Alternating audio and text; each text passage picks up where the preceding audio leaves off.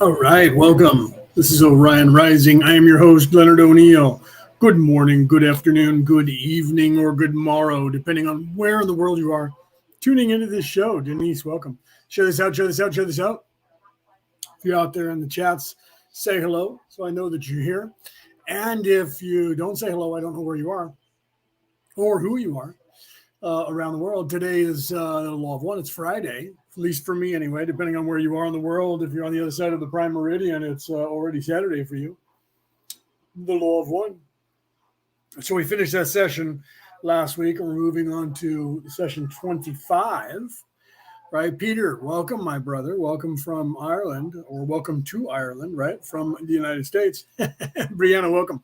Like I said, share this out, share this out, share this out. The more we share this out, the more people can share in the knowledge that we will be partaking of or in, depending on your vernacular. Okay, so we were talking last week about, well, a lot of stuff. We kind of got off topic, and we're talking about a lot of things that have to do with what people would consider politics, when politics is actually a religion of the people in service to self. Politics, finance, money, power, control, all of that stuff that the Illuminati is trying to sell to you, that fake Illuminati, those group of people that call themselves the Illuminati openly, and join our group and we'll guarantee that you'll get riches and fame. And they literally say money, power, fame. So if you crave those things, that means you crave attention. It means that you're self-serving, whether you're aware of that or not. If you're a narcissist, you're self-serving. If you are about yourself at first, that's self-serving. So that's literally the two choices that we have. A quick commercial. I was going to be live tomorrow with Jacqueline Taylor on her show tomorrow, but she's too busy, so we couldn't do that. We were going to film this week, but she was under the weather, and today she was feeling good, but she's so busy. We're going into the holidays now. We're literally on a new moon yesterday. All the retrogrades, there were 7 retrogrades. All the Mercury retrograde is ended, so the energy has been intense and crazy. We're coming up on another solstice, another harvest festival up here in the north. So the energy is pretty intense, and a lot of people having issues with the energy. I'm not having any issues with the energy whatsoever, in a bad way. It's all positive. Some of us are not affected negatively by the energy that has been going on for the last month with this super blood moon that just ended into a new moon, waned into a new moon, and it's now waxing again. I didn't have an issue with that. This 3-day time period that we're in currently, the moon is in Virgo. So literally the Christ oil is ascending within my body currently. It's going up through my chakras and going to be seated in my, actually as it has, and it's seated now in my brain, waiting to illuminate sometime tomorrow. It started for me. The moon went into Virgo at 6 a.m. West Coast America time on Wednesday. So for 2.5 days, so Thursday, Friday, that's today, and half day. So in fact, 6 a.m. to 6 a.m. to 6 a.m. would be 3 days. So somewhere at 6 p.m. tonight will be 2.5 days. And that's when the death and resurrection of Jesus, 2.5 days, where they always say 3 days. But it's actually 2.5, and that's when it sits in your brain and then illuminates. So somewhere around 6 p.m. tonight, my time, which is in 3 hours, that Christ oil should illuminate. Bo, welcome, by the way. I see you there. Should illuminate me. So if you're a Virgo right now, and you're going through that, if you're hearing my voice, you're actually doing that, unless you've are partaking of sexual contact or masturbation or eating crap food and drinking alcohol and doing all the debauchery that Moses was mad about when he went up on the mountain to get the 10 Commandments, which that alone in and of itself was the same story, by the way, of the Christ oil. That it's been told over and over. Jacqueline and I filmed a commercial, which I don't know if she's put out yet. We filmed about a 15-minute commercial about what we're going to be talking about on the show next week, which we will either be live or film it, and I'll be in the chat live. next Saturday. You guys should tune in our time. She's in Canada in the East Coast, so she's 3 hours ahead of me. But 1 p.m. or noon my time, I think one of those two, I'm not exactly sure, is when it goes live. I'll have that information for you during the week, and we'll post it. If I had the commercial that we filmed today, I'd put it up for you guys to see. I just didn't. I forgot to download it when I was on Zoom with her, and she forgot to download it as well and had to run off to do stuff. And I know that because I just checked. I was going to play it for you. But we talk about the number 666 and how everybody thinks because of the Christianity that, oh no, the number 666 is the devil. It's not the devil per se as a individual character. The devil does not exist as an individual character that lives in the 3D world or that is sitting on a mountaintop across from God, equal to in power and playing chess with the human existence, vying for control of the human existence. In a sense, that's happening because that's your ego. The devil is manifesting in the physical as your ego. So her and I are going to wring that out. I have visuals to show you about the coal from Santa Claus and how Santa Claus is the same story of the Christ oil that is told or was told for children for thousands of years in the north by the Vikings, and that everybody thinks, well, it has to do with the priests giving them psilocybin and mushrooms. I think that was part of some of it. I do. I'm not saying that those people are wrong. A personal friend of mine did a whole entire documentary on that, and I do agree with that. I think that was part of the ascension process to give that to people and show that to people. But it wasn't the primary reason for the story. The primary reason for the story has to do with the hippocampus in your brain, and I'll show you visuals of that. So tune in next week with Jacqueline Taylor and myself on Izzy Kelly's program or website or site on Facebook. And then I'm not sure what the channel is on YouTube. I was going to look there. It's Jacqueline's channel, and I don't, for some reason, I couldn't find it today. I know it's there. I was just in a hurry trying to get on here now. So next Saturday, her and I are going to be live talking about that Christ oil and specifically 666 and showing you how that actually plays out for real in reality, in this illusion that we call reality. Cassie, welcome, by the way. I saw you pop in and didn't say hello. So the way that plays out, her and I are going to wring that out. We're going to try and stay low vibration enough to pull you guys up, but we're going to yank you into a realm where you're going to be outside your comfort zone because that's just what we do, trying to illuminate you and expand your consciousness. So tune in. That's going to be a really good conversation, and we're really excited about that. I just posted this last week. If you watch any of my reels or shorts, depending on what they're called on whatever platform, except for TikTok, I'm not on there currently. I'm not posting there, but Instagram, Facebook, YouTube, I just posted three or four shorts or reels, whatever you want to call them, explaining the 666 and how that is and applies to our reality. So I have those visuals that we put up on the screen for the commercial to show you a little bit about it. We're going to talk about that next week. So tune in next Saturday, not tomorrow, because she's not able to, we're not able to do a live tomorrow. She's not even going to be live tomorrow. It's going to be that commercial she's going to have up for you guys to see, talking about next Saturday, a week from tomorrow. Okay. So we finished session 24 last week, and we were kind of hitting on that. That's why I bring that up now, because the concept is sort of coming up in the law of one, and you'll see as we start here. Okay, so I know, right, Cassie, get those guys in here. I see them talking. Rick is over in one of the chats right now. He's in the law of one chat. He's in the law of one chat talking right now. So get him over here. Right? Yeah, right. Yeah, for whatever reason, if you guys are trying to talk to me on Orion Rising and I can't see your words on the screen here, don't ask me why that happens.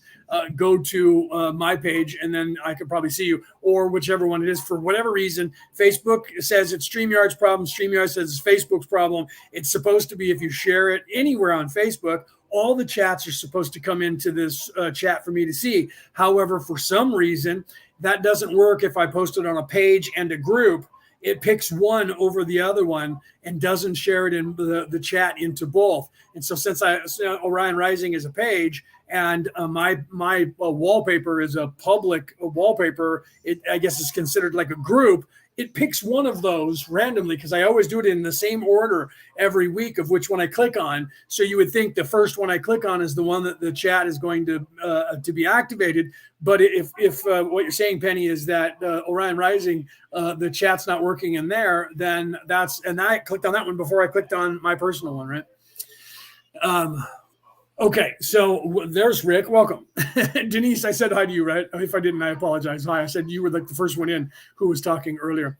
Okay, so let's go ahead and get started with the Law of One. And like I said, we're on session 25 this week, right? Hold on, I'm trying to turn the notifications off here because everybody's talking in chats and it keeps blinking in front of my face. It's kind of like when you have the microwave, right? Or a coffee pot, you turn it, you plug it in and you don't have the timer set. It sits there blinking, blink, blink, blink, blink, blink. That'll drive me crazy if I look at it, right? That'll bug me. Okay, so I'm going to start this sound check. Let me know if you guys can hear it okay. And we'll start with this session 25, I believe, Ron. February 16th, 1981. 25.0 Ra, I am Ra. I greet you in the love and the light of the infinite creator. We communicate now. 25.1 Questioner, asking first what cause or complex of causes has led to the instrument's chest cold.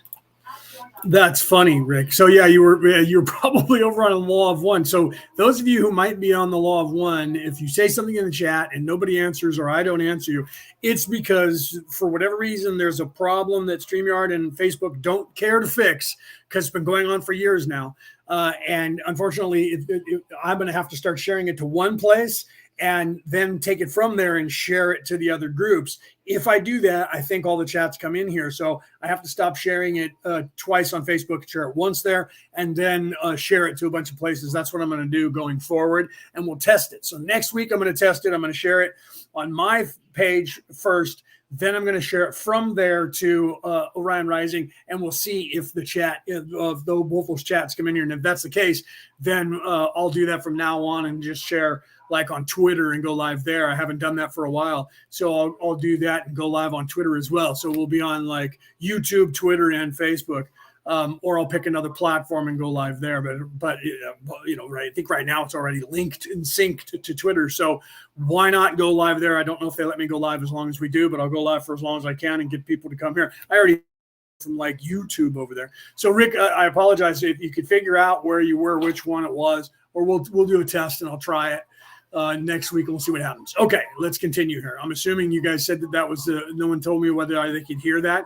So I'm assuming you guys can hear Ra. All right, let's go. As it is called, Ra, I am Ra. This distortion towards illness was caused by the free will of the instrument in accepting a chemical substance which you call LSD.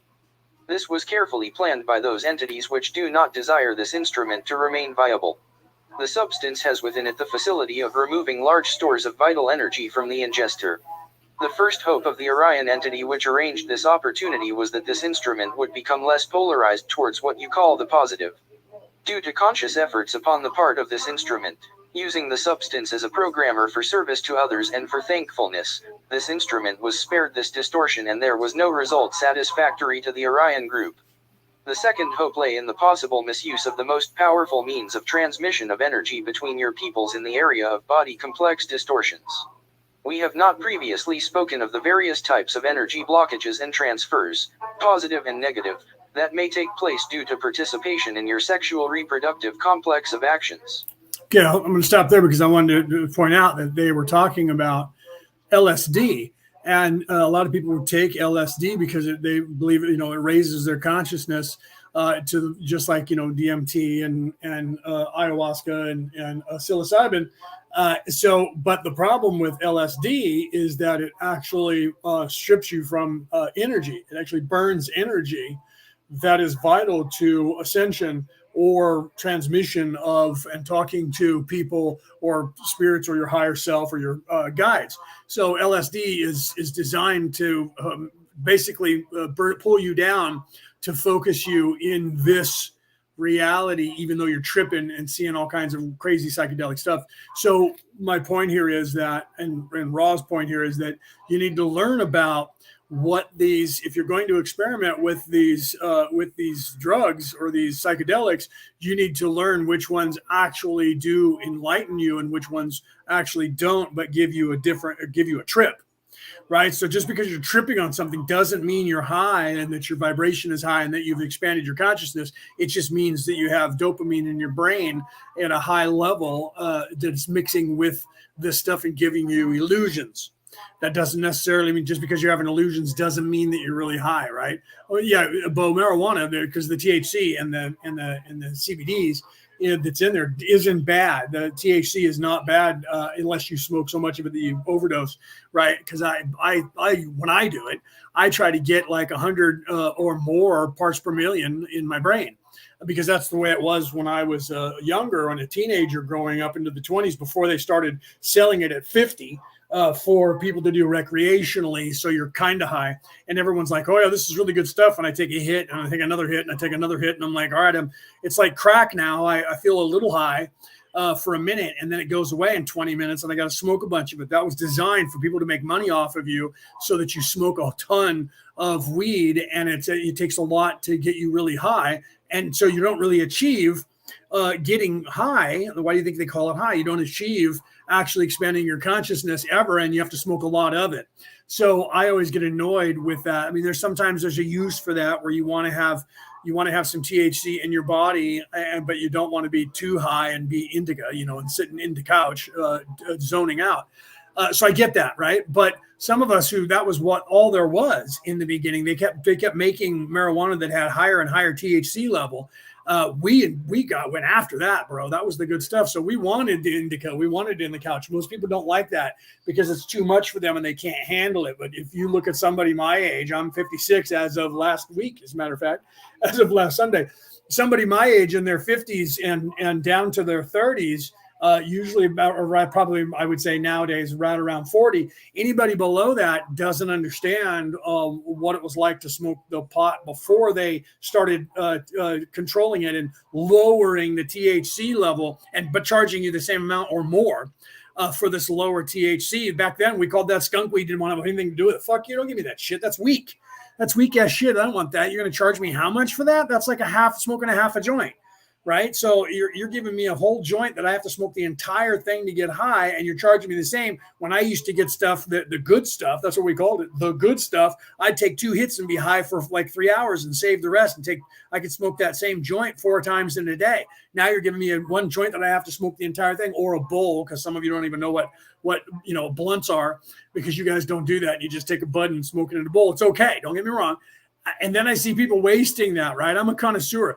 I'm the guy that has to have a carb and I have to have a cover for the bowl. I'm going to put a cover over it, whether it's my hand or a piece of metal or the lighter. Why? Because most people would just sit there and take a hit and leave the pot burning and hand it to somebody else, and all the pot's burning inside there, and you're smoking it like it's a pipe with tobacco in there, and you're literally wasting all that marijuana while you're doing it. So if you're smoking pot like that, you are rich. You just don't know it. You're rich and entitled, and you're acting like, no, I'm poor. I smoke marijuana. Well, how many hits do you actually get off of that bowl? I would get every hit off of that bowl because I take a hit and cover it so that it smothers it, and then you have to relight it. You literally take another hit quick, right? So I feel sorry for people who don't know what they're doing, right? Penny, I know you and I've talked about it. Penny said, same thing. Oh my God, right?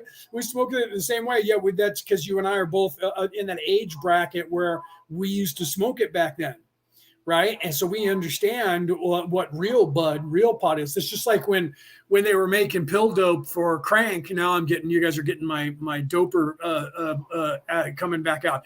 When I was doing, crank back in the day, even smoking it, and snorting it and, chasing the dragon, they started doing this pill dope, which was acetaminophen. And I was like, it was the same thing. They were giving you a low dose. So, well, it's a really cool high. You get kind of wired and it's just this even keel. And I was like, this is crap. It's like smoking crack. I got to smoke a ton of it to get off. You guys are just giving me this shit. It's crap. If I want to do a line, back in the day, we would do a micro dot, man, a key blast. You'd put it on the side of the key and you can't get much on there. We'd snort that and be up for like a day or two on one freaking thing. Then all of a sudden it was like you smoke a line and you're high for about 20 minutes. And then you got to do it again. Why? Making more money. They're selling it to you and they're lowering the dose and then they're raising the price or keeping it the same. And then they're having you do it. So I was like, they're doing the same thing with marijuana now. So what they're doing is we call that cutting. They're cutting the dope and selling it to you at regular price and giving you half the fucking dope. But the people are so used to it, they don't know. And they're like, yeah, no, I want to get wired, but I don't want to be tweaking wired. You're still tweaking wired. You don't know it because you're freaking wired. When you're high, it's the same way. You're still tweaking high. You're still tripping high. It's just you're not sitting there zoning out in the couch. We learned how to not be that way. We'd be zoning out and we would turn that into something and you guys would be frozen like catatonic staring at something. Yeah, I've watched that happen to some of my friends when we got really high. And I'd go, guys, are you serious? You guys aren't rookies. You're not, come on, what are you doing? And they're like, oh, wow, man, this is good stuff. Yeah, it is. But come on, bro, you're better than this. We're old school here. We're going to show these young kids that we're not going to just sit there in the couch. Come on, man. So anyway, I apologize for some of you who might be going, oh my God, he's talking about dope. I'm out of here. But the THC level at a higher level, why do you think they call it high when you're high? It's not because you're just stupid. Why do you think they call it dope? Well, some dope is. That's why it makes you dopey.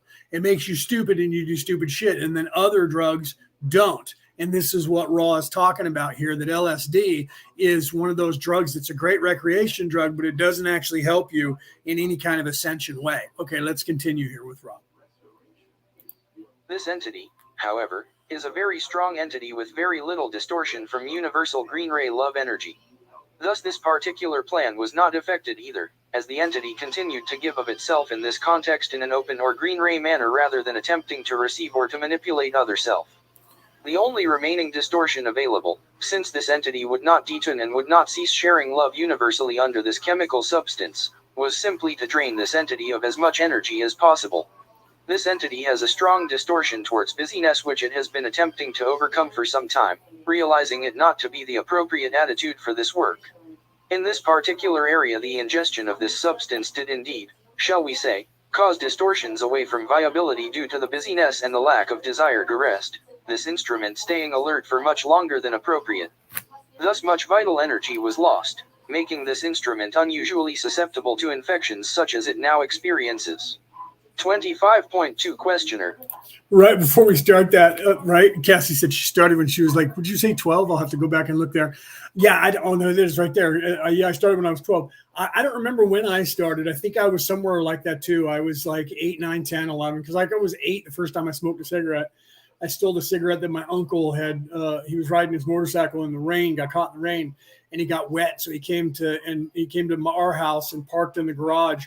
And he took off his wet stuff and left it in the garage and put on some PJs of my dad's and was sleeping. And we went out in the garage and he had a pack of Camels in his pocket that were kind of wet. And we pulled one out that was kind of dry. And I took a hit off that and thought I was going to puke, right? I thought I was going to die. So I don't know exactly. I'm trying to remember it because I remember when I did it the first time was on the side of the house and I got high and we got caught by my stepfather, but he was actually kind of cool back then. And he was like, let me have a hit of that. And so he did. He took a hit and he said, smoke it, finish it, and then come in the house and I won't tell anybody if you don't. And he got high with us and went in the house and we did too. And he never told anyone we didn't get caught.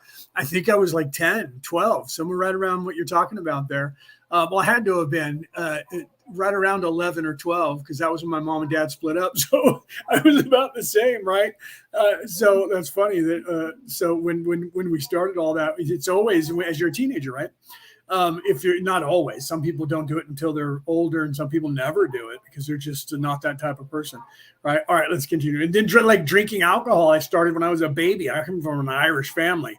Right. That was something my grandfather, if us kids were too crazy and high strung running around the house, he'd get a glass and give us some beer. And we would drink the beer. And of course, the alcohol would kick in and we'd all go, brr, and we'd all sit down. So that, that starts the beginning of alcoholism by training your kids to just start drinking alcohol as children, And that was okay back in the 70s. All right, let's continue. The second question the instrument requested was, how may I best revitalize myself not only now but in the future? Ra, I am Ra.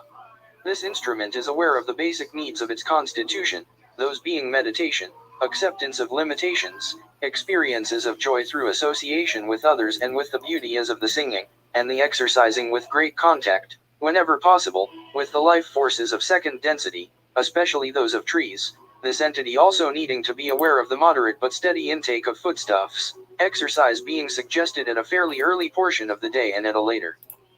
Right. Well, I don't think I'll ever stop smoking pot either. I remember when I was growing up, even into my 20s, there was my family's a bunch of bikers in the Hells Angels, as a matter of fact. My uncle was in the Hells Angels. And literally, so I grew up with that around, that whole thing around me. And I remember that there was this old guy who was he always was outside, standing outside of his house, looking around at watching people drive by and waving at people.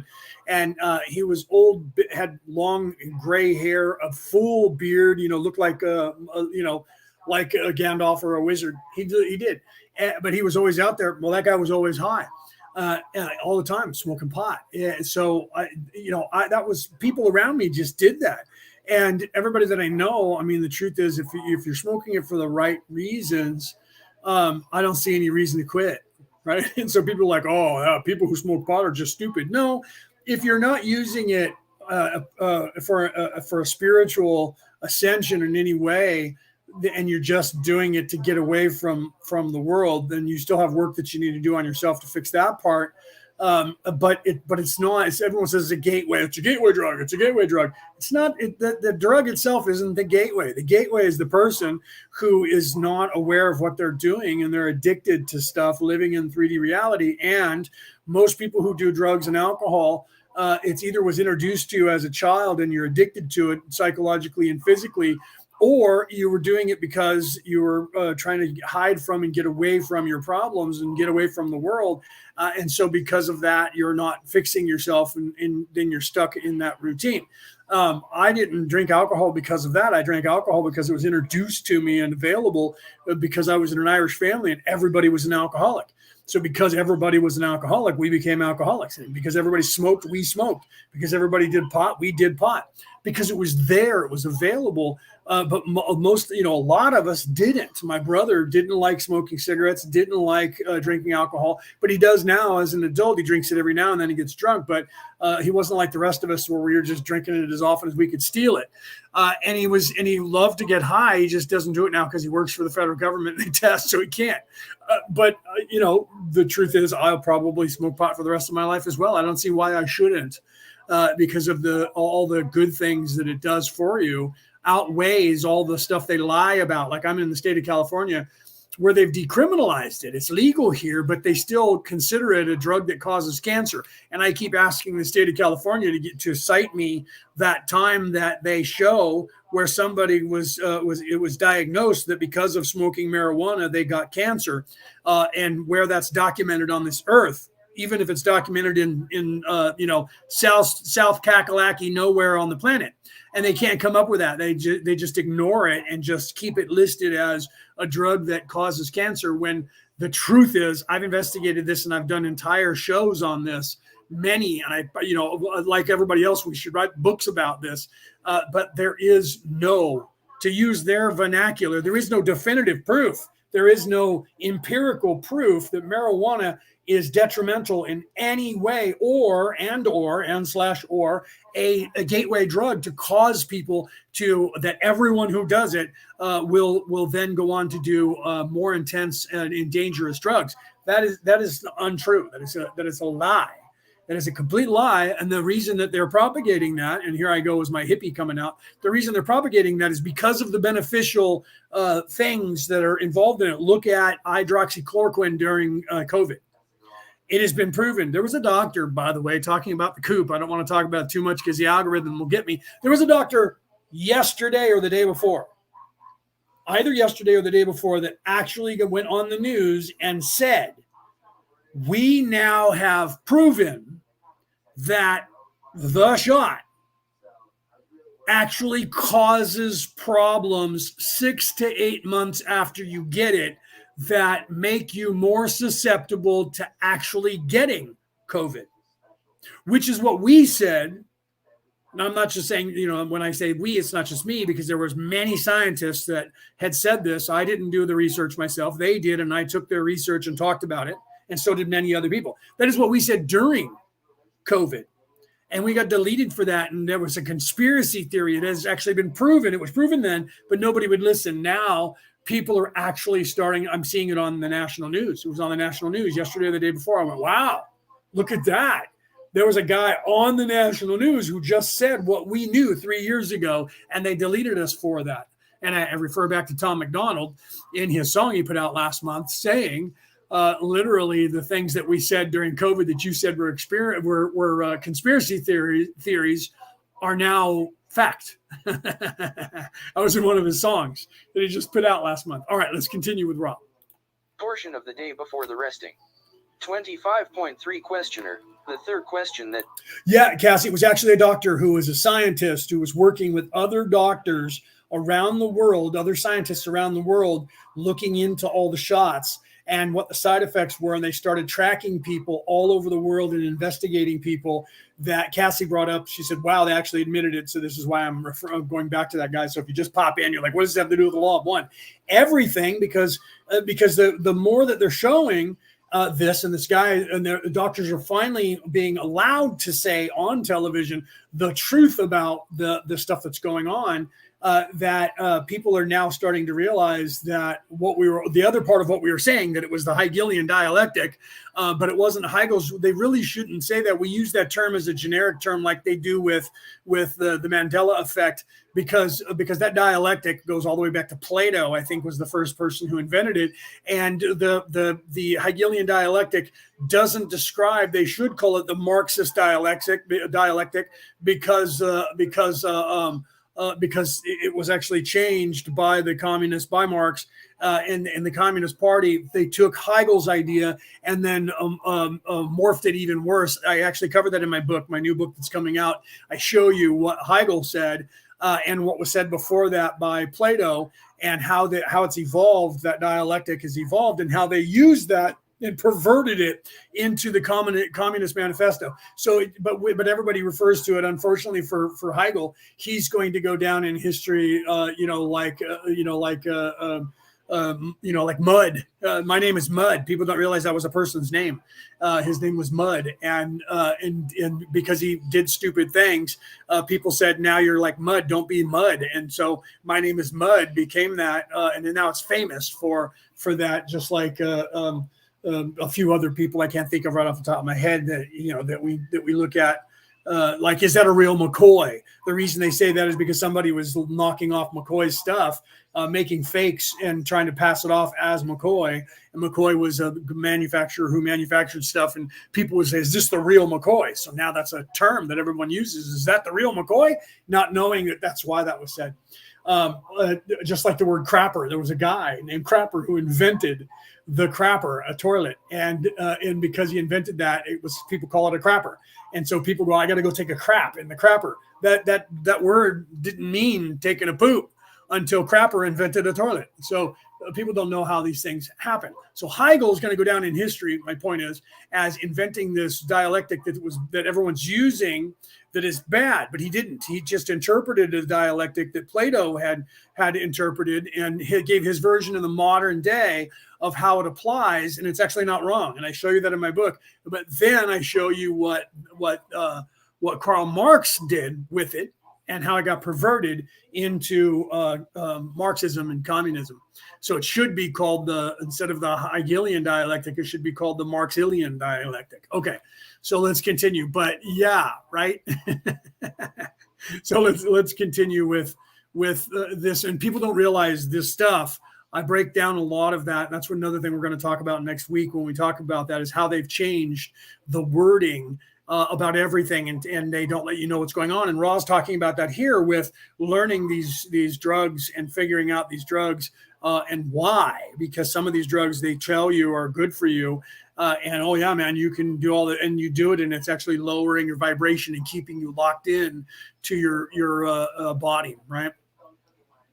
John Crapper was his name. Yes, it was. Cassie said, I think his name was John Crapper. It was John Crapper, and that's where you get the John and Crapper from. right? That's no joke. No one knows that. No one realizes that. His name was John Crapper. I forgot to throw that in. So when people say, I'm going to go to the John, it was because it was called John Crapper. So people, to this day, I was in construction and maintenance until I retired. To this day, they say, I remember showing up on the job site, and the guy who hired me said, okay, this is where our stuff is. That over there is our warehouse. This over here is our container with our information, and that's our crapper over there.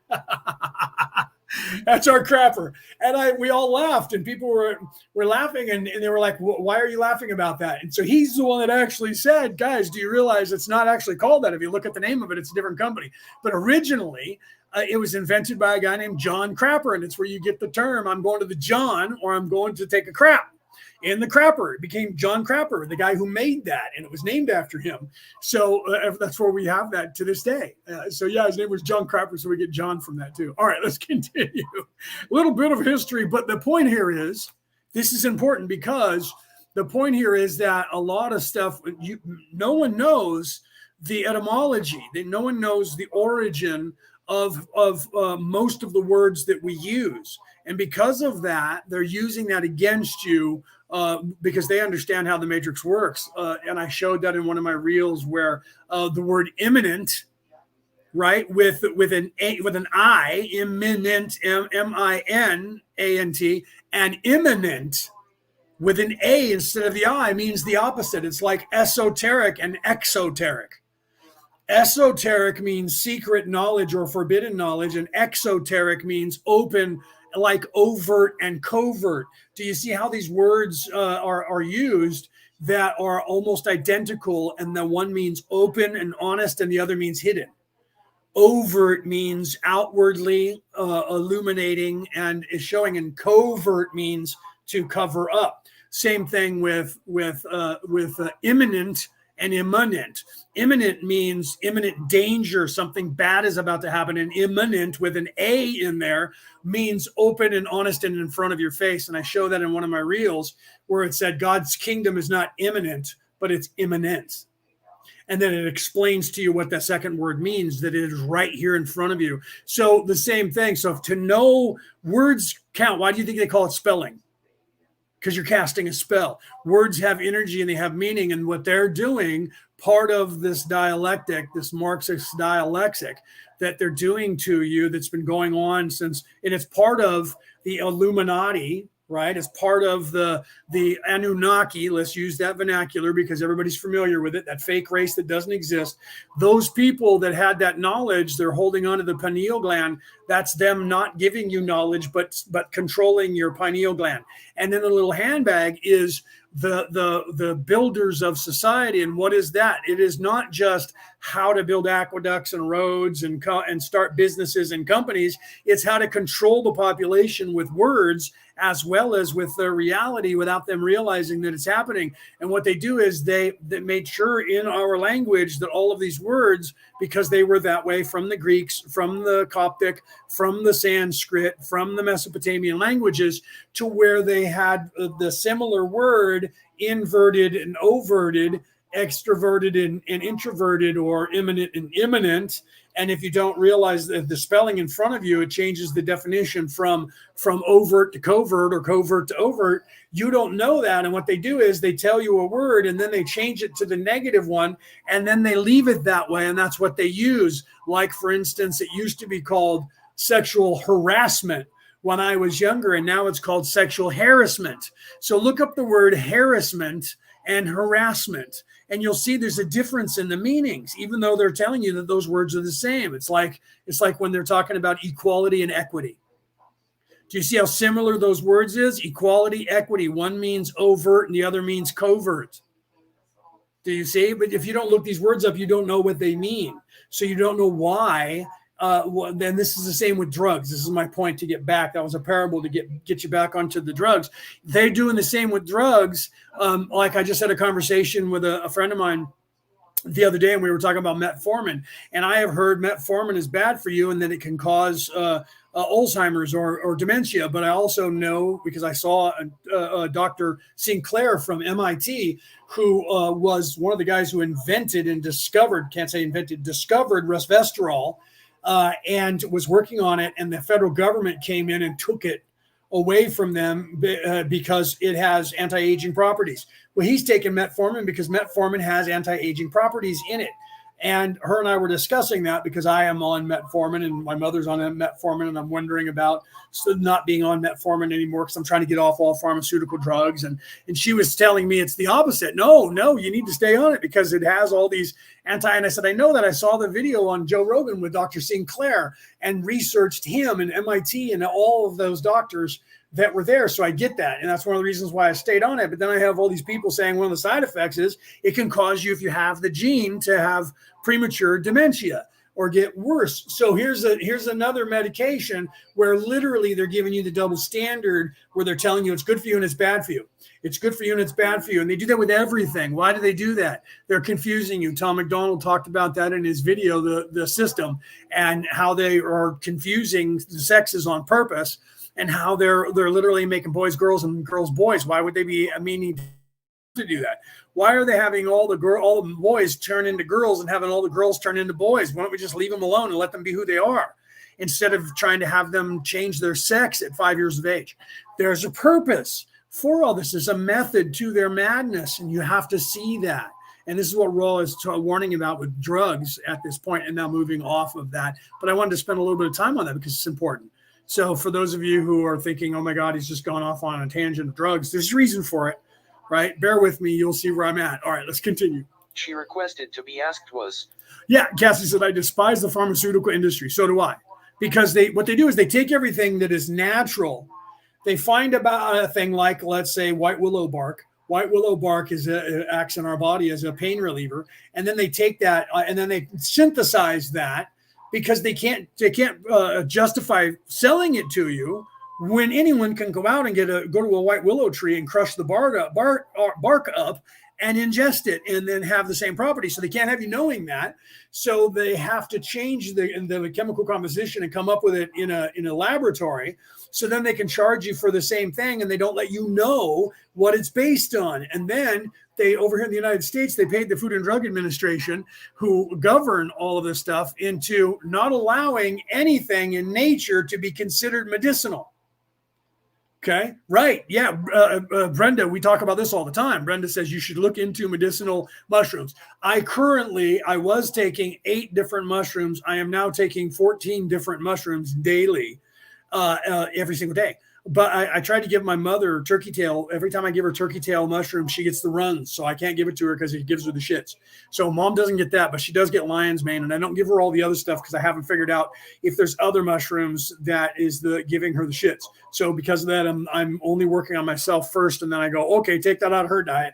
Try one of the others. But I literally just started taking, I have, 3 different pills that I take, 4 different pills that I take, because 2 of them are, one is turkey tail mushroom in a high dose, 500 milligrams, and the other one is lion's mane mushroom in a 500 milligram dose, and then it's all the other ones, shiitake and a whole bunch, 16 others or more in that. I haven't actually counted because there's a bunch of them. I was like, I got to look these up to make sure they're okay to take. Not that would have any psychedelic effect. They're not going to sell that to you because that's more expensive. They're not going to give it to you in that stuff. But yes, I think everybody should look into all the herbs and spices holistically, and it's part of what we teach. And it's for Cassie can tell you that. Anna talks about it, but Cassie and I work with people and teach the mushrooms. She's also on taking 8 or 10. I think she's taking 10 or 12 herself every single day. I take a mushroom powder that has 8 mushrooms in it. 10. Thank you. I take a mushroom powder that has 8 mushrooms in it, and I sprinkle it in my breakfast instead of making it. Cassie does it in a tea or a coffee. I sprinkle mine on top of my breakfast, whatever I'm having, oatmeal or cereal or whatever. I just sprinkle it right on that and then eat that.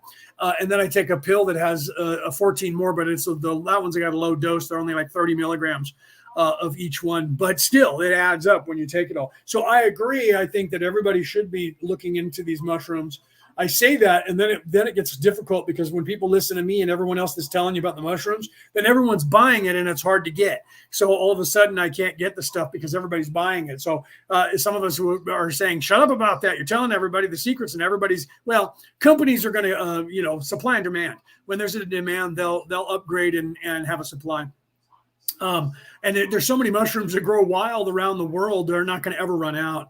People are already farming that. This state of California is actually working on right now trying to decriminalize psilocybin mushrooms in gestation in this state. So that might go through this year or next year to make that a thing that you can actually buy and eat edibles or eat the mushrooms or crush them up. And there's a church already in the city of Oakland where the guy who created the church is a young man in his 30s. And I saw him on the national news. He was on Fox, as a matter of fact. And they were like, what? Because he started this church and it's about the mushroom experience and mushrooms and how the psilocybin and the mushrooms expand your consciousness. And he told them the story of his expanded consciousness and what he was told there. And it's everything that those of us who are awake are teaching. And I did that without having to do the psilocybin to do that. But then again, I'm one of those people who came in here awake. I was not as veiled as anyone else. And the older I get, the less veiling there is. And I realized that the veiling is only what you allow it to be. If you're in control and you're ascending, you can actually bring the veil down. But you have to learn how to do it. And that's part of what we're trying to teach, is that the truth is you are in charge of whether you are veiled or not. And that's something that no one is talking about to other people, because most people don't realize when they wake up, when you sort of woke, when you're awaking, they don't realize that they pulled the veil down, and the veil tries to pull itself back over you at all times. This whole entire place thinks it's real. So its job is to veil you. This reality, this illusion is trying to veil you. Your ego is trying to veil you. The evil people are trying to veil you. So you're constantly being duped into being caught and stuck in this reality, in this illusion, and think it's real, because it thinks it's real. Your body thinks it's real. This reality thinks it's real, and they're not. None of those are actually real. They're an imagination. This is all going on in our mind. But we think it's real, and because we're veiled, we're locked into it until we're not. We're supposed to do that. That's supposed to happen. So the process happens when you decide not to be veiled anymore, and then you become unveiled. So we're trying to teach people that higher learning is literally being aware of that. The first step in avoiding a trap is knowing its existence. The veiling is that as well. So you can unlock yourself and be unveiled completely if you choose to, but you have to choose to. All right, let's continue. How may Don and Jim help to revitalize me? Ra, I am Ra. This is not an appropriate question for full answer. We can say only that these entities are most conscientious. We may add that due to this instrument's distortion towards imbalance in the space/time nexus. Yeah, Penny says I was microdosing and it made me puke. Sometimes it does that to people. A lot of people with ayahuasca have the same problem. Peyote, you hear stories about that. They always joke about that, where somebody went into a kiva with the Native Americans and drank the peyote and puked. They show you that most of the time because they don't want you doing it, because they don't want you to expand your consciousness. But some people, my mother, smoked pot, and just the THC made her throw up. So she was never capable of smoking pot. She did it once and got sick and said, I can't do it. She's allergic. My ex-wife was the same way. She can't smoke pot because she's allergic to it. Her mom, on the other hand, she can eat cookies with super amounts of THC in it, and she has a high tolerance. But then again, she's like half Native American. So she's got this high tolerance to marijuana and THC, and she's eating all these cookies. Everybody around her is high, and she's like, I don't even feel anything. I'm normal, right? So it just depends on your DNA. It does, for whatever dosing that you're doing, whether it's, whatever, psilocybin or DMT or ayahuasca or THC or DMT or I already said that, CBDs, whatever. You'll find some of it, like look at my mom. She couldn't do THC, and I just tried to give her turkey tail mushroom, and she couldn't do it. She didn't get sick, but she got the runs. So, and I noticed that she did that before when I was introducing it to her, but that was when I was introducing 7 mushrooms to her on top of the lion's mane. So now I took that one out, and I'm not going to give her any more. I'm just going to keep her on the lion's mane because it seems that it bothers her, and she has the runs. All right, let's continue here. It would be well were this entity accompanied during exercise. 25.4 Questioner, thank you. We shall now continue with the material from yesterday. You stated that about 3,000 years ago the Orion group left due to diaspora. Was the Confederation then able to make any progress after the Orion group left? Ra, I am Ra. For many of your centuries, Both the Confederation and the Orion Confederation busied themselves with each other upon planes above your own, shall we say, planes in time/space whereby machinations were conceived and the armor of light girded on. Battles have been and are continuing to be fought upon these levels. Right, so that's the Battle of the Gods that some people have glimpses in, and they talk about in the Mahabharata, the Bhagavad Gita. The Germans talk about it. There's a lot of people that talk about getting glimpses of the War of the Gods. The Egyptians, which is now in the Book of Kells and in the Bible in Scotland, the Book of Kells in Ireland, and the scrolls that came out of Egypt during the Exodus. So there is tellings of this, and it's still happening. And I talk about that. I think I talk about that in my book, but I talk about it all the time. Where I say to some of you out there who have that dream of going to another place where magic does exist in a way that's different from here, and that you seem to be fighting with other people in a battle against evil. And I tell people that realm is real. That really does happen. And you really are there. And you're really doing that. And that's in that higher level of 4D, 5D, the real one, not the 4D, 5D in this 3D, but in fourth dimension, fourth density, fifth density. And that's what Ra is referring to here. And some of the people that are here on Earth are also there. Not everyone, but some of you that are wanderers that are here, not aware of it, you're actually there fighting as well. When you go to sleep, you leave your body here and you're there. And you spend time there fighting, and then you come back here. But you don't do it every night. Sometimes people do it every night. I'm always leaving my body and always doing something. I never rest. My body rests. I'm out doing something somewhere else. So there's a lot of us out there that are doing that. But some people, I would say most people do that. They just aren't aware of it. And some of us are aware of it. All right, let's continue. Upon the Earth plane, energies had been set in motion which did not cause a great deal of call. There were isolated instances of callings, one such taking place beginning approximately 2600-2000. Yeah, Peter just says, I've seen the battles of the gods in my dreams all of the time. It's great and it's good. See, Peter is one. I know that for a fact because Peter and I came here together along with a bunch of other people that are here on this earth. But I know because I've seen Peter there. So he knows what I'm talking about because he goes there. But he's a wanderer. And so if you guys aren't wanderers, you may not do it. But you're always busy doing other things because you have to realize that time only exists here in this place. It only thinks it's happening. So literally when you go to sleep, most of the time you're out and you're in another body. You could be in another body in another time in this reality. You could also be in a different reality. So that's some of the stuff that I learned, not just from the Merlin training, but the shaman training that I got from Native Americans here in the United States for dream walking and realizing what's going on in your consciousness at the time that you're actually having dreams, and to interpret the dreams or to realize that you weren't actually in a dream, you were in another realm, another world. The Vikings taught that a lot with the 9 realms, the 9 worlds, and that was part of their religion. So that carried over to the Druid tradition because they were Southern Vikings. Peter knows what I'm talking about because he's over in Ireland as a Southern Viking his entire life. So he's a Celt, Viking Celt, and he knows more about those religions than I do. And I have a Merlin title. He knows more about the history of those religions in Europe than I do. And I have a freaking Merlin title that took me 18 years of my life to get.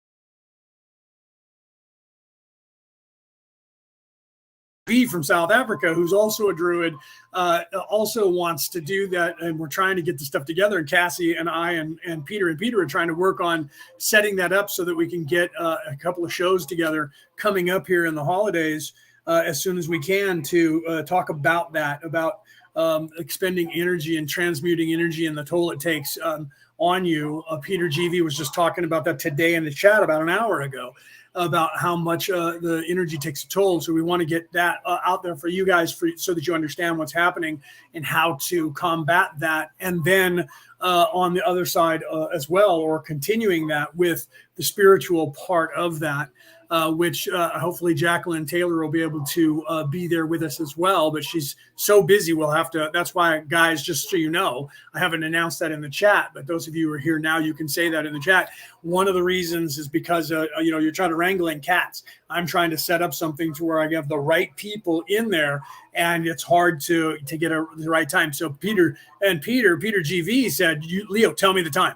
and I'll be there, right? So he's wanting me to coordinate that, and I get that, but now I'm having to try and balance everybody else's schedule to get us all in. I'm gonna do it. I always do that. That's why Peter GV challenged me to do it. As the producer, he's always gotten me to do it, and I've always been able to finagle it and harangue everybody or corral everyone onto one show. At least most of the people show up. So we're going to do that. So look forward in the future, guys. In the next month or two, going into the holidays, October, November, December, we'll probably do a show in October and in November and December. And there's other shows that we're also involved in. Jacqueline's putting on a couple of different ones herself, and we'll be involved in that.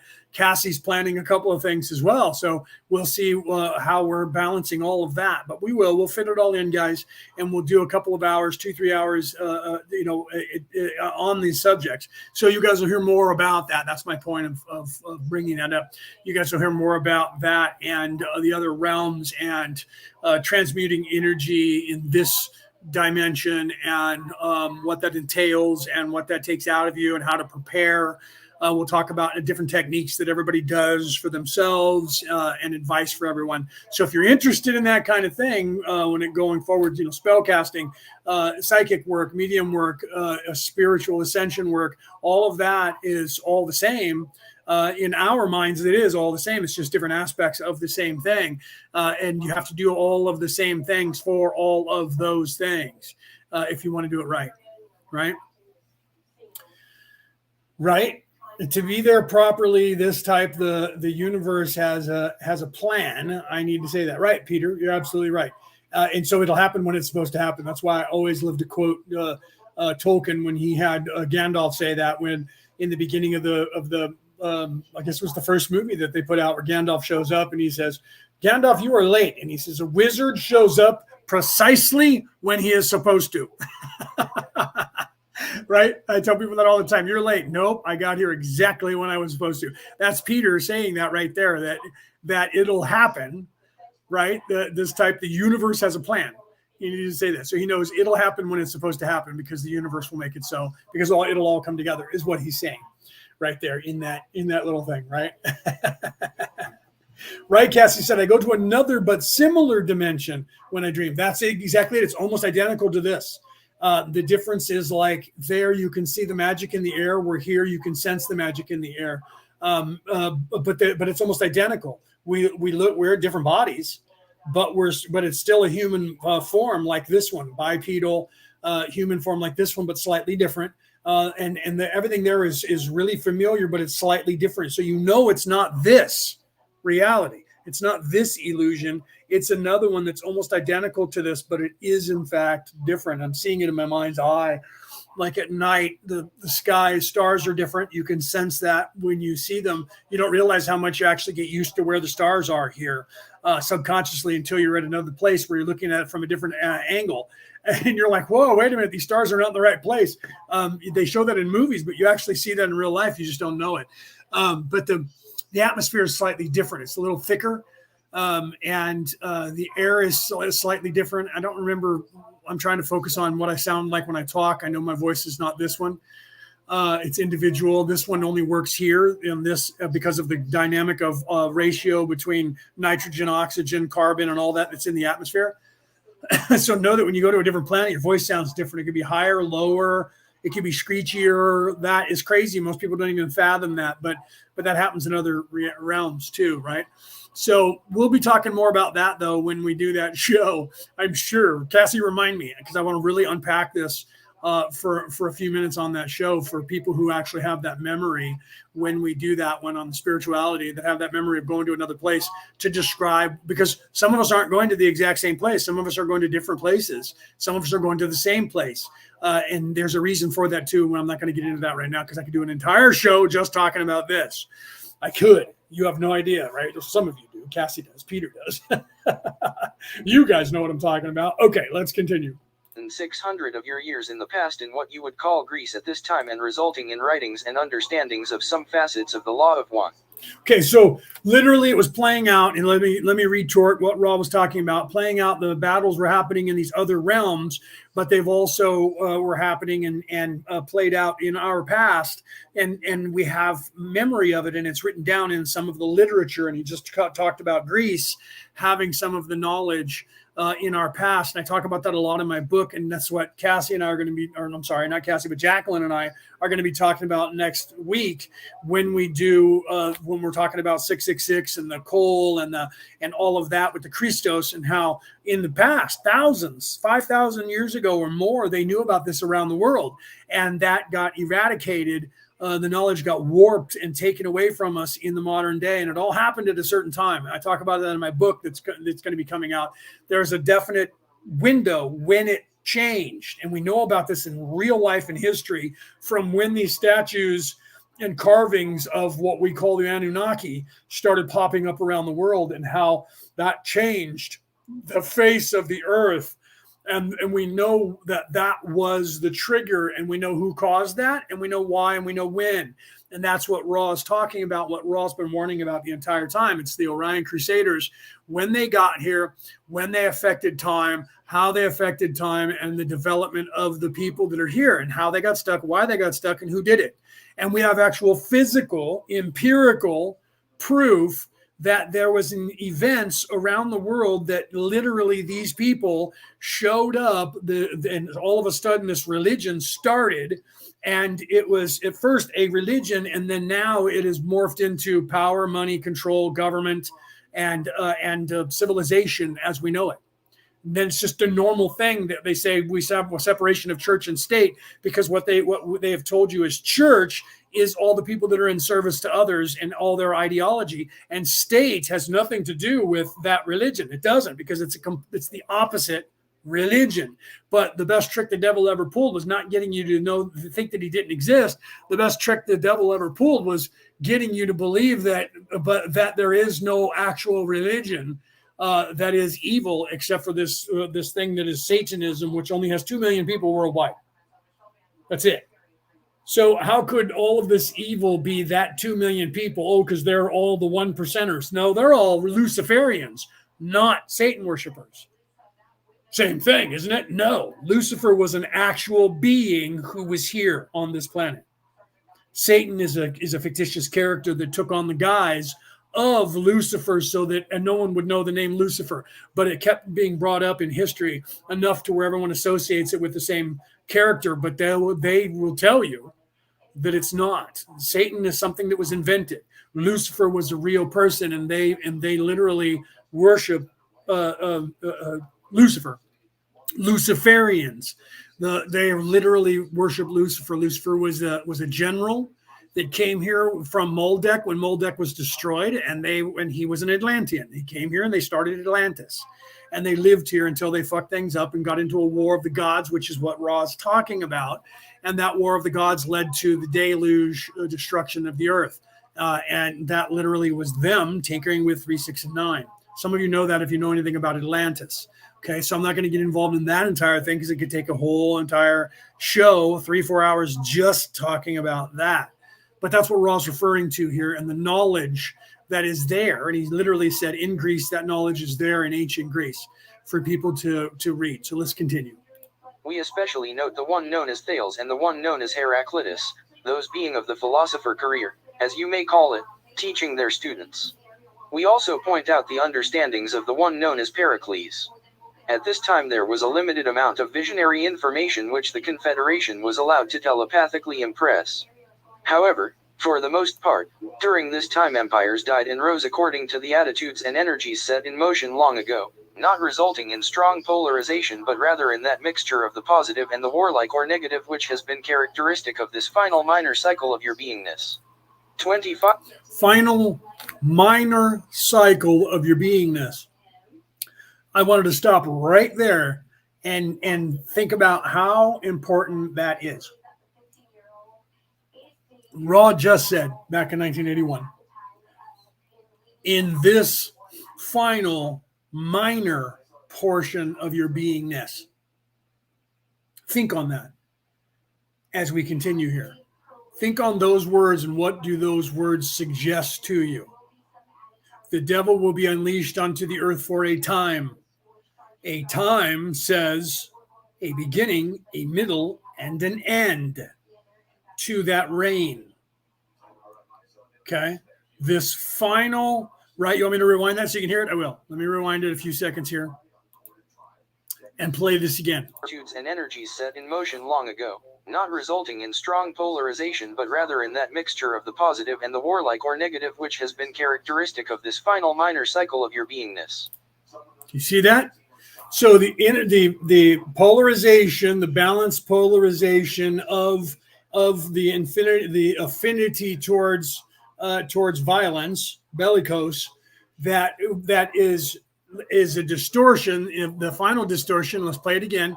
A minor distortion pattern of this, and I'll play it again. Press. However, for the most part, during this time empires died and rose according to the attitudes and energies set in motion long ago, not resulting in strong polarization but rather in that mixture of the positive and the warlike or negative which has been characteristic of this final minor cycle of your beingness. Do you see? Think on that. And if you need to, back it up and listen to it a few more times.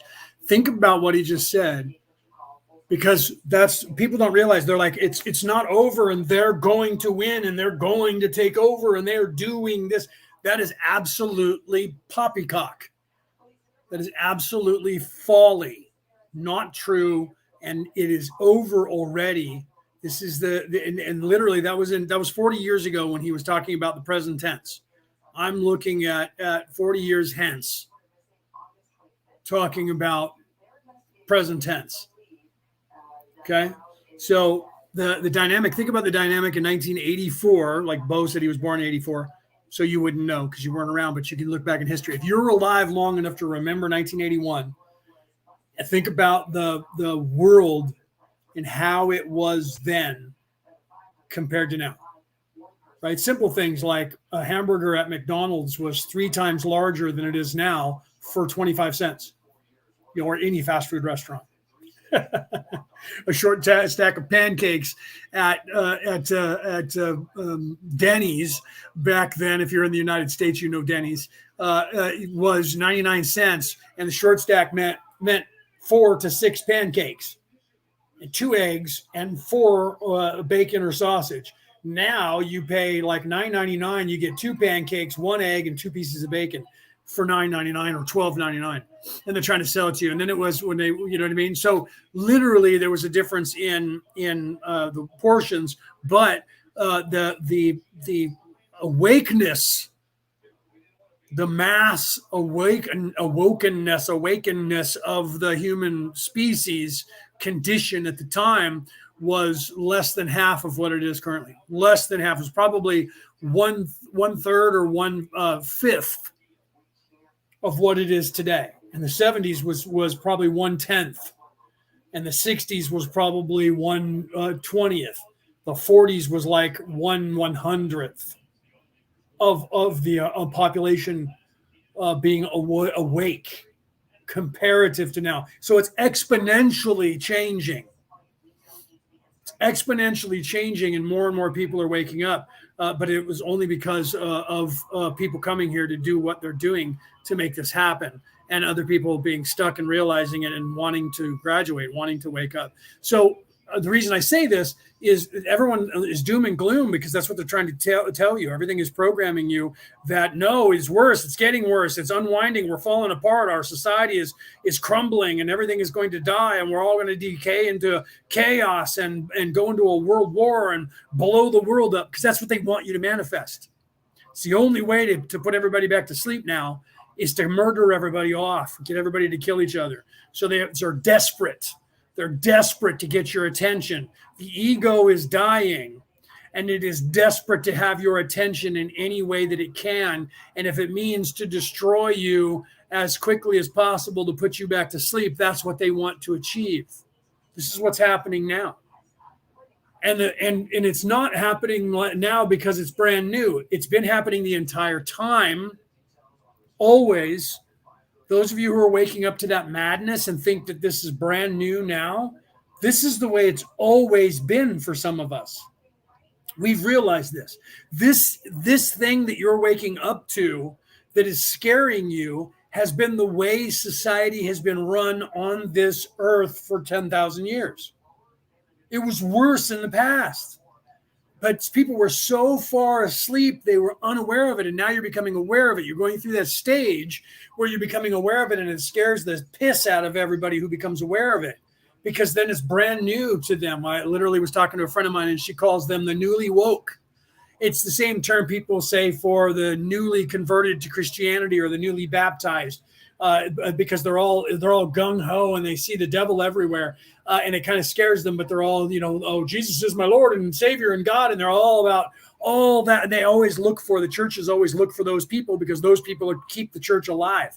Because the other people that are asleep don't know what's going on, and the ones that just learn about everything that's going on are very gung-ho to try and fight against the bad guys. So I'm not saying it's bad. So I'm not saying that what you're going through is bad or wrong. It's normal.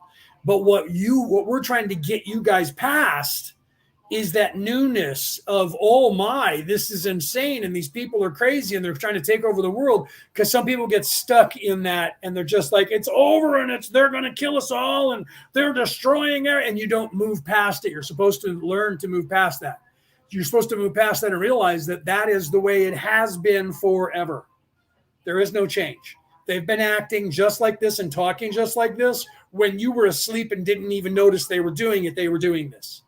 People are like, they're not even hiding anymore. They used to hide. Now they're blatant. No. They never hid.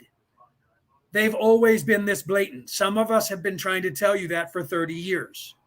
Some of us have been trying to tell you that for 60 years. Some people were telling me that when I was 10. I remember these old guys on the street corner. I talked about that last week, screaming and yelling about how the end is coming and it's this and it's all a lie. Everything's a lie. And I was like, oh man, that guy's out of his freaking mind. And then not too long after that, I was like, maybe he's not. Maybe he's not actually crazy like everybody thinks.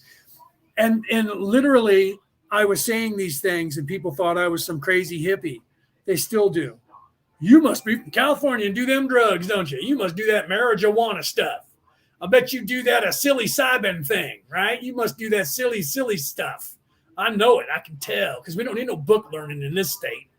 You just put down them books and you just get to work over there, son. You don't need no education over here, right? So literally I had to go through that most of my life. So those of you out there in the world that are hearing my voice and you're seeing this and it's scaring you, this is not something new. They're not blatantly doing this now, and they were hiding it before. You were unaware of it, and now you're becoming aware of it. So those of you out there who hear this and you're becoming aware of it, you don't have to fight them. Everyone's like, we need to start a revolution and fight them. Not physically. No, you don't at all. You don't do that with children. When children are doing something wrong, you don't go in and start beating them. It doesn't solve anything. You go in and you remove whatever it is that they're doing. If they're throwing the ball in the house, you go and take the ball away from them. And then you explain to them why you took the ball away from them. They're not going to like it. They're children. They're going to get mad at you. They're not going to understand why you're saying what you're saying or doing what you're doing until they're not children anymore. The same thing is happening, that you don't know what they've been doing and saying because you were asleep and you were unaware and you were not capable of hearing what they're saying and how blatant they've been. They don't know. And that so many people are awake. So they're saying the same shit they were saying for generations and got away with it right out in front of your face. And they would laugh about you. And I literally met a guy who was a Democratic recruiter. Now, it just happened to be that he was working for the Democrats, because the Republican recruiters say the same thing and act the same way. But he literally said, that 90% of the population, we call them useless idiots. And then 10% of the population we call useful idiots. Because those are the ones who actually will vote, and we brainwash them into voting the way that we want by using the Jedi mind trick. All the rest of them, they're asleep, so we can tell them whatever we want. We're right in front of their face laughing at them, and they're unaware of it. So when you become aware of it, you're like, oh my God, they're not even hiding this stuff. They used to hide this. No. You just didn't see it before now. Okay, so it's not new. It's not something that the world's coming to an end. This is what they had in the handbag. This is the information that the Anunnaki had in the handbag that they were teaching you. I'll talk about that more in my up and coming book. Okay, so literally, and I'm not the only one. So I'm not trying to tell you that I have some knowledge that you can't ascertain or you can't learn on your own. That's the purpose of my book, is to tell you this is knowledge that everyone gets when they wake up. This is knowledge everyone can get if they want to have it. The same thing I just said earlier about the veiling. You can pull down your veiling. You're the only one that can. I can't unveil you. I can't give you the truth of what's going on in the universe. I can say it to you, but you have to choose to listen to it or research it. If you don't, you're just going to think I'm crazy, and you're going to go, that guy's nuts. He's full of himself. He's an idiot. He's just spouting off other people's shit. If that's what you want to believe, then that's where you are. I'm all right with that. You're in the place, just like Peter said, it's going to happen when it's supposed to.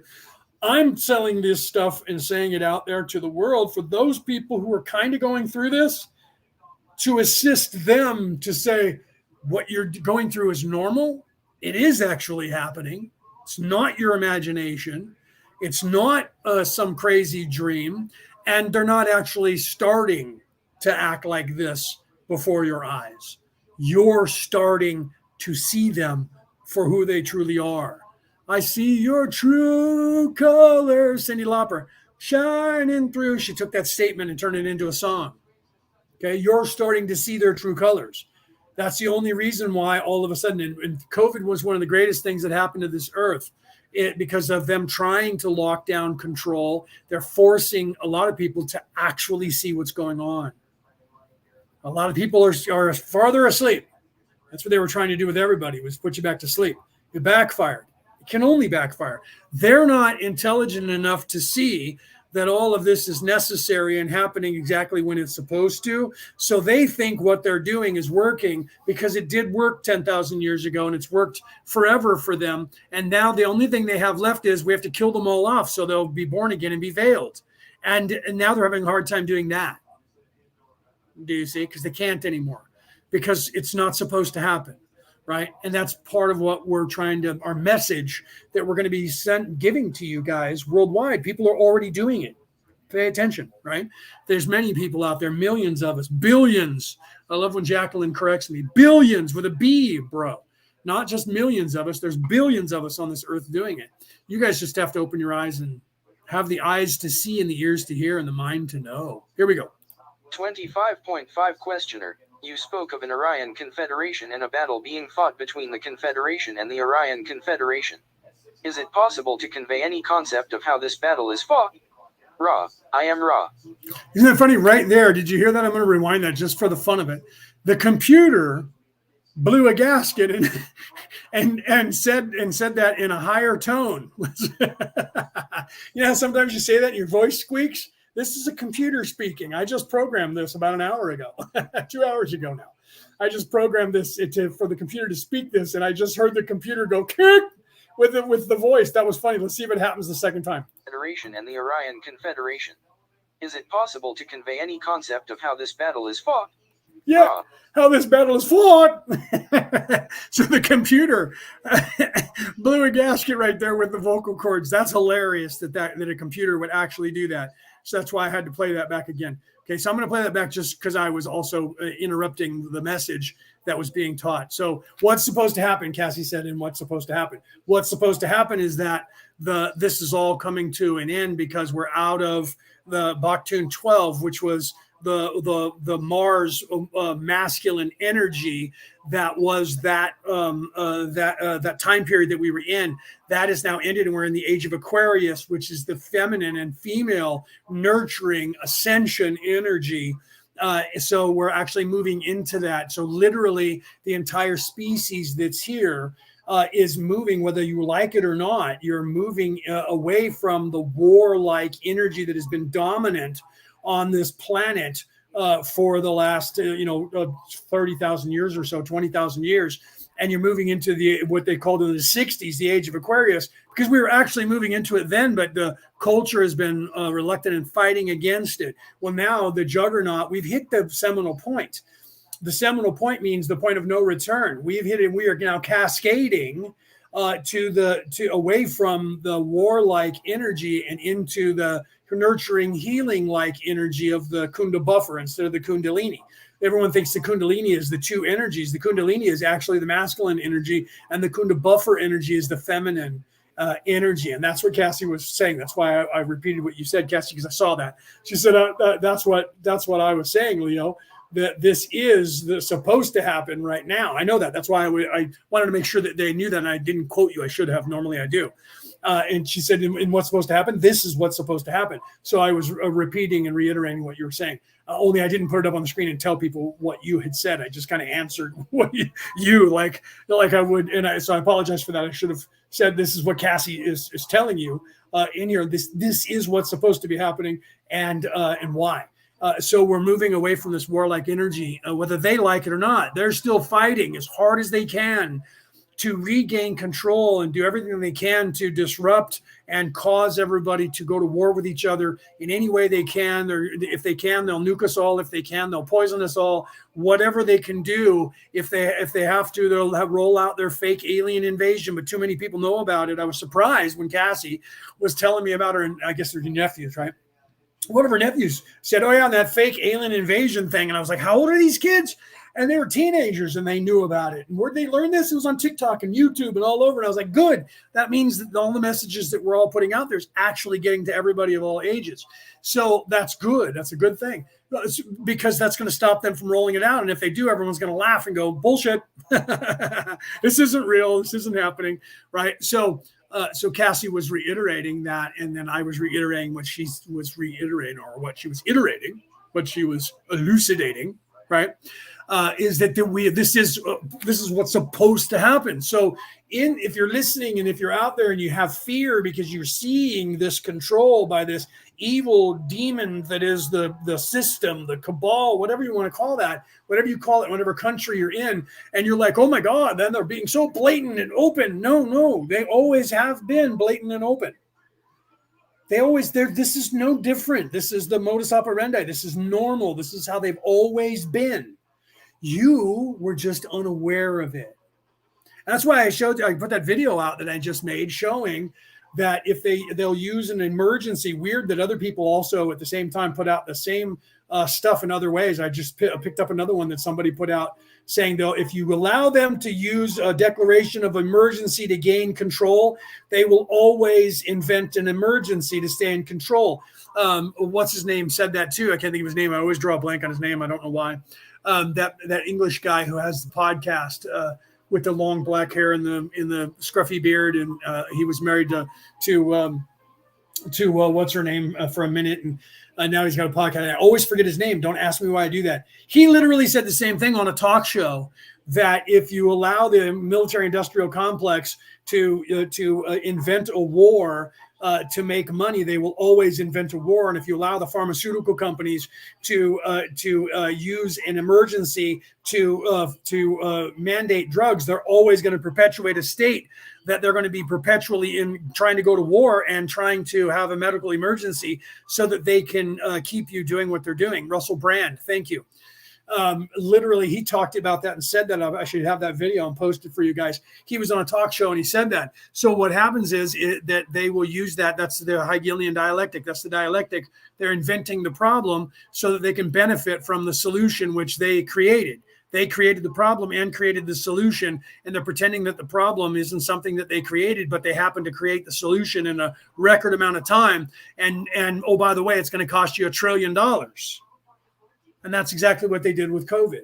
Okay. And then whether you want to believe that was created or not, that it's coming out now that it was based on a snake venom. So how could something over in China that these bats supposedly developed actually get developed from a snake venom that is indigenous to the United States, moreover, California, Arizona, New Mexico, and Texas? So how did that snake venom get to China and mix with this virus in China that supposedly happened in bats that then got loose on the planet? How did that happen? Did they have a snake in there that bit the bat, and then is that where the connection they're going to say now? They said there was no virology going on in this laboratory of virology. Look up that word. So there's no studying of diseases in a place that is designed to study diseases, and that they didn't create a bioweapon out of what is obviously a bioweapon, and that wasn't created around a snake venom that is indigenous to the southwest of the United States of America. They don't have those snakes in China. They don't have those snakes in Ireland. They don't have those snakes in England. They don't have those snakes in Germany. They're indigenous to the North American continent. And the vaccine itself is also based on that snake venom. How is that possible? Why? Because they had to use the snake venom to cure that's how you cure a snake bite, is you take that venom and you use the venom to make a serum. So how did they know to take that specific snake venom to create that and to make that serum that they're using for you? Somebody had to have discovered that it was based on that snake venom. How come they're not telling the world about that? Because they don't want you knowing that. Why? Because that will show you it was created. Okay, so whether you want to believe that that was created or not, history will ring that out. And when you're older, all the things that I have said and all the other people, millions of us on the planet who have said this since 2019, coming forward to now in 2023 and going forward from now, you're going to see that come out. And when you do, I want you to think back and go, wow, Leo said that in 2023. Because I've already said this in 2020. And I got deleted and got marked as a conspiracy theorist and had all my videos. Every time you went to click on it, it said, be careful. This person teaches fake news. And all the reason for all that fake news is now actual news that's coming out to the world. Okay. It's because I got information prior to COVID and during COVID about all of this. I'm not the only one. I'm not saying that I'm the only one that had all the secrets. I'm not. They were trying to tell everybody on the planet who would listen. And so was I. And nobody would listen. And now, guess what? The company who created hydroxychloroquine says, oh, by the way, it does cure COVID. But we don't need it anymore because COVID is now not so deadly. So in the truth of it, and then if you look at everything that they created that they're using to cure COVID, it's created by the same company with the same chemical composition of hydroxychloroquine and a few other things that we talked about during COVID, and they named it something new now. So it's not those. See, it's not those drugs. But if you actually look at the chemical composition of the drug and find out what laboratories created it, you're going to find out it was based on the same information and chemicals that were in those other drugs that they said didn't work. And yet now they say with a different name for those same drugs, it now does work. So they just literally created the same drug from before and changed it slightly so that they could say that's like changing the wording so that I can't get sued for liable. Well, I changed the words, so the wording is different, so it's not the same. I didn't steal your song. I didn't say hickory dickory dock. I said hickory dockery dick. Right? Everybody knows that I just changed a couple of words in there. I didn't say right in the nuts. I said night in the ruts. Do you see how? And that's legal. That's legal. So they just changed a couple of things in the chemical composition, but it's all the same chemicals mixed a different way to not to enhance it, but just so they can name it something different. Look, you have to look this stuff up, guys. When you look, I got deleted because I literally looked up the chemical composition and read to you and showed you on the screen from the actual website from the pharmaceutical companies what their drugs did. I got deleted as a conspiracy theorist, and I got labeled that I was passing off fake and disinformation.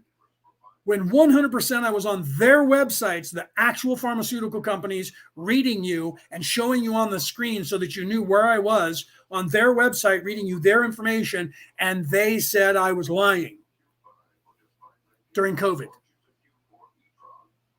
Not a joke.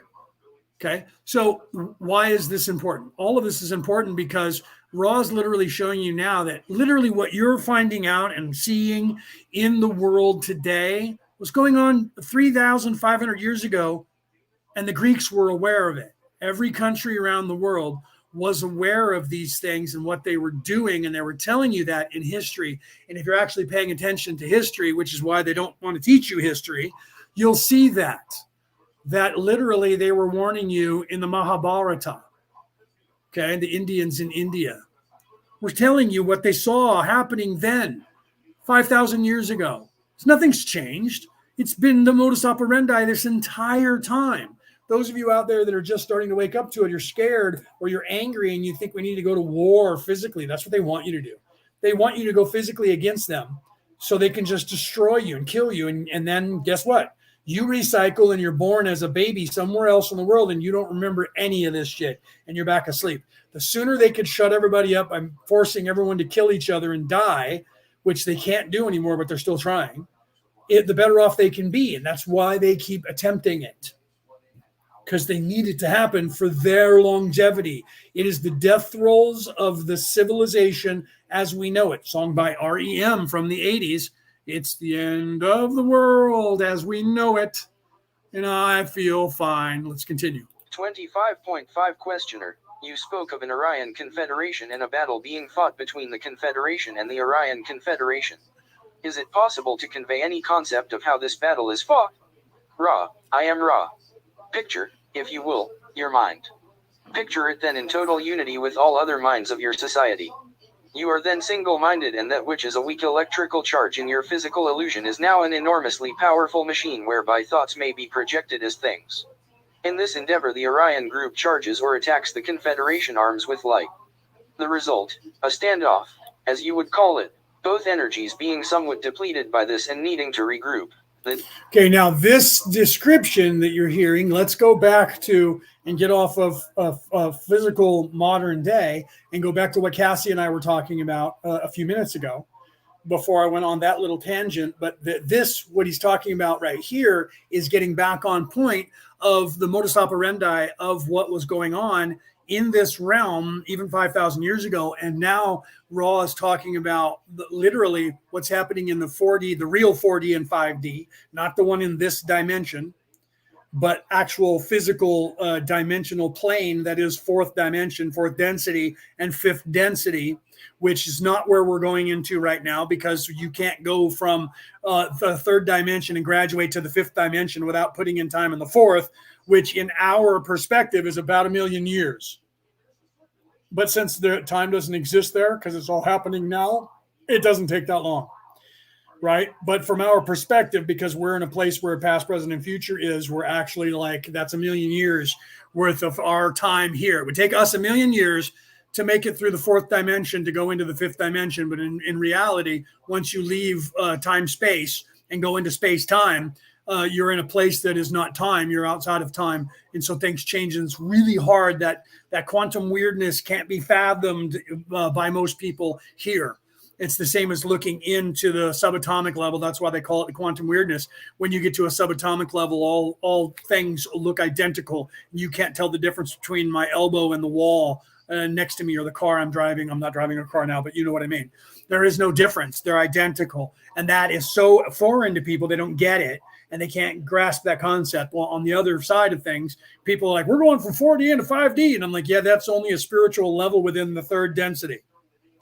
Okay. And so then when you get to the fourth density, it starts over with 1, 2, 3, 4, 5, 6, 7, 8, 9. And there's about 12 of those. And that's all in the fourth density. And then you go to the fifth density, and guess what? 1, 2, 3, 4, 5, 6, 7, 8, 9, 10, 11, 12. And then you go into the sixth density, and it's 1, 2, 3, 4, 5, 6, 7, 8, 9, 10, 11, 12. So that's the way it works. Everything works in 12s or 24s. That's why the Enigma 24 really freaks people out. That's where the repetitive nature of the universe is on a macro scale. The repetitive nature of the universe on a micro scale in this dimension is 12.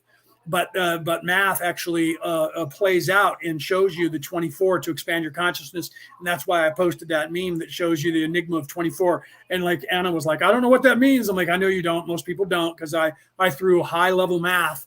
My nephew, who is a genius, who is working for NASA, and my other nephew, who's a genius, who's not working for NASA, but is in college and already graduated one college and is moving into another one for advanced learning.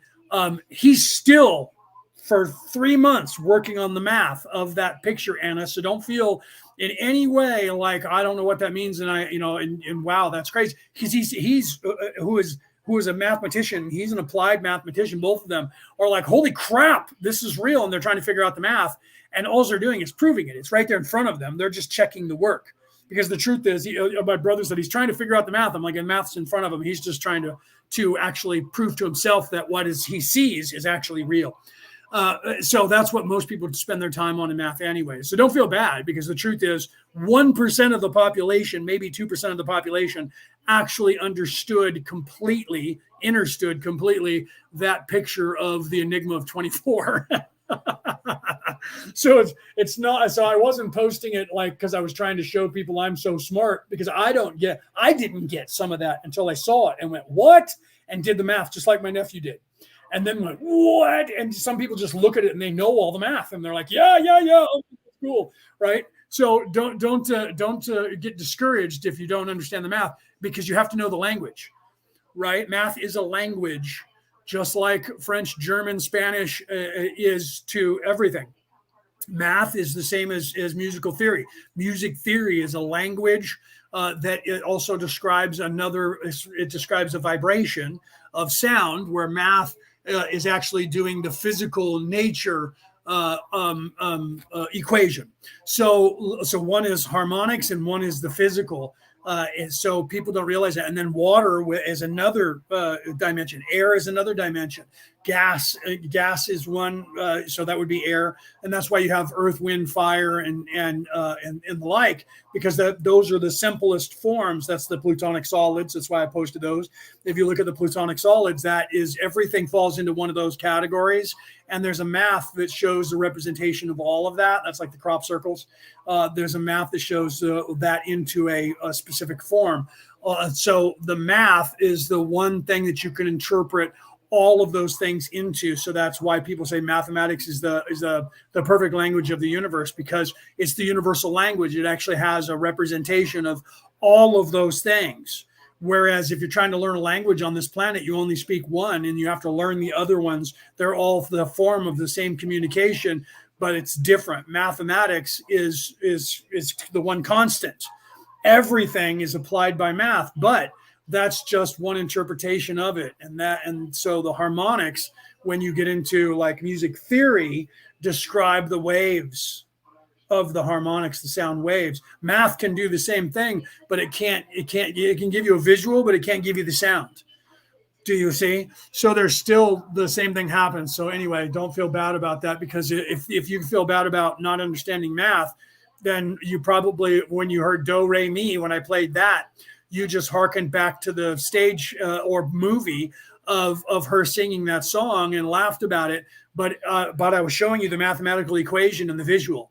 What you see in that visual is the mathematical waveform of those sounds and how they revert back on themselves, going from do back to do.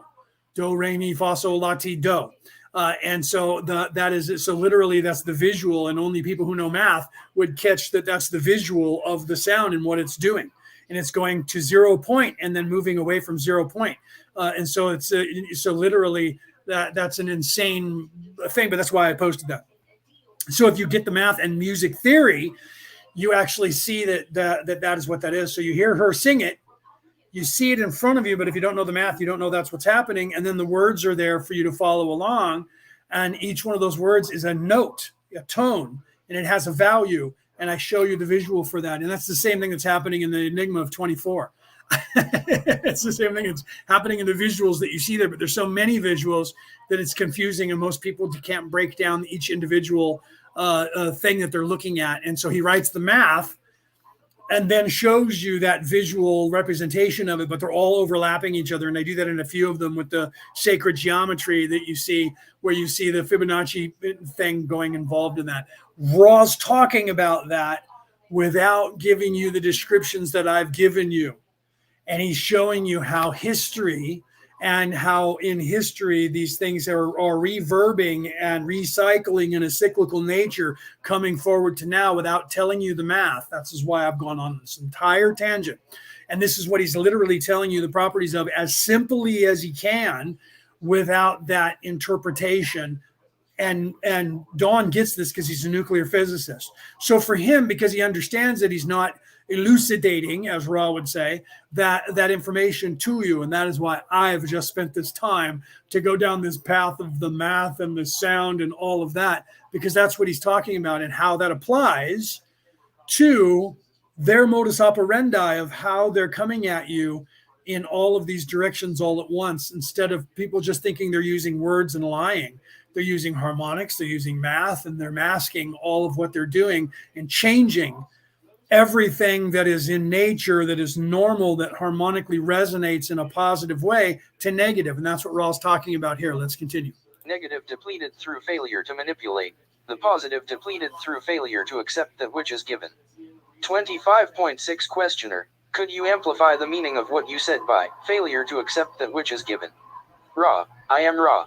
At the level of time/space at which this takes place in the form of what you may call thought war, the most accepting and loving energy would be to so love those who wished to manipulate that those entities were surrounded, engulfed, and transformed by positive energies. This, however, being a battle of equals, the Confederation is aware that it cannot, on equal footing, allow itself to be manipulated in order to remain purely positive, for then though pure it would not be of any consequence, having been placed by the so-called powers of darkness under the heel, as you may say. It is thus that those who deal with this thought war must be defensive rather than accepting in order to preserve their usefulness in service to others. Thusly, they cannot accept fully what the Orion Confederation wishes to give, that being enslavement. Thusly, some polarity is lost due to this friction and both sides, if you will, must then regroup. It has not been fruitful for either side. The only consequence which has been helpful is a balancing of the energies available to this planet so that these energies have less necessity to be balanced in this space/time, thus lessening the chances of planetary annihilation. Okay, so I let that play there, and I was going to stop it and then realize, wait, no, let him finish the sentence because that's important. So this is what I referred to, and this is why I was telling you all of this, and that's why I was showing you those visuals or getting them into your mind. If you've seen my reels, you've seen those visuals, and I didn't explain them to you when you looked at those in the reels, right? And so that's why I was explaining a little bit more, knowing it from the past that I was going to move into this eventually in the future, and thought I was going to get here quicker than I did. So now it was like a month ago when I posted those. So literally, both sides realized, but more importantly, he's talking about the Orion, not Crusaders, but Confederation, realized that the truth is that 0 point is more important. So literally, the balance of those two energies is important, in the lesson that they were learning in the fifth dimension is what some of us know, even though we're down here. And this is why I always talk about balancing the information or balancing energy. And everyone thinks, oh, that means balancing good and evil. But if you do that, aren't you like gray? And I'm like, okay, that's a concept that'll allow you to do like the Jedi with the gray Jedi. That's a concept that'll allow you to get to, because to learn that place then starts to give you an insight into the yin and the yang, the 0 point, and what all that means. So what that means is not I have to choose whether I'm in service to others or in service to self, not I can use dark energy and light energy, though that's a little bit better of a description than saying I'm going to be both evil and good and be neutral, because that's not really what that means. The neutrality is the energies of the universe itself, and the balancing of that energy that is the neutral energy is the 0 point, and that's the hex boson, the God energy that is not just the potentiation, not just 9 but 12 or 24 on a higher plane. So literally, the balance of the energies of the creation, of the energies of the universe, because the universe is not good and evil. The soul, individual soul, has the choice of being good and evil. The universe itself has the same potentiation, same potentiality to affect whatever you wish it to affect. So your choice to do something bad or do something good with the energy is your specific choice. So you can either co-create for good or co-create for bad. Okay. So they realize that instead of trying to align everybody to be good or to fight against evil, that the truth is all you have to do is balance the energy of the universe, the force, we Jedis would say, balance the energy of the universe, the 0 point of the universe, and achieve that yourself. And in doing so, that actually keeps the rest of this place from unwinding itself. Okay.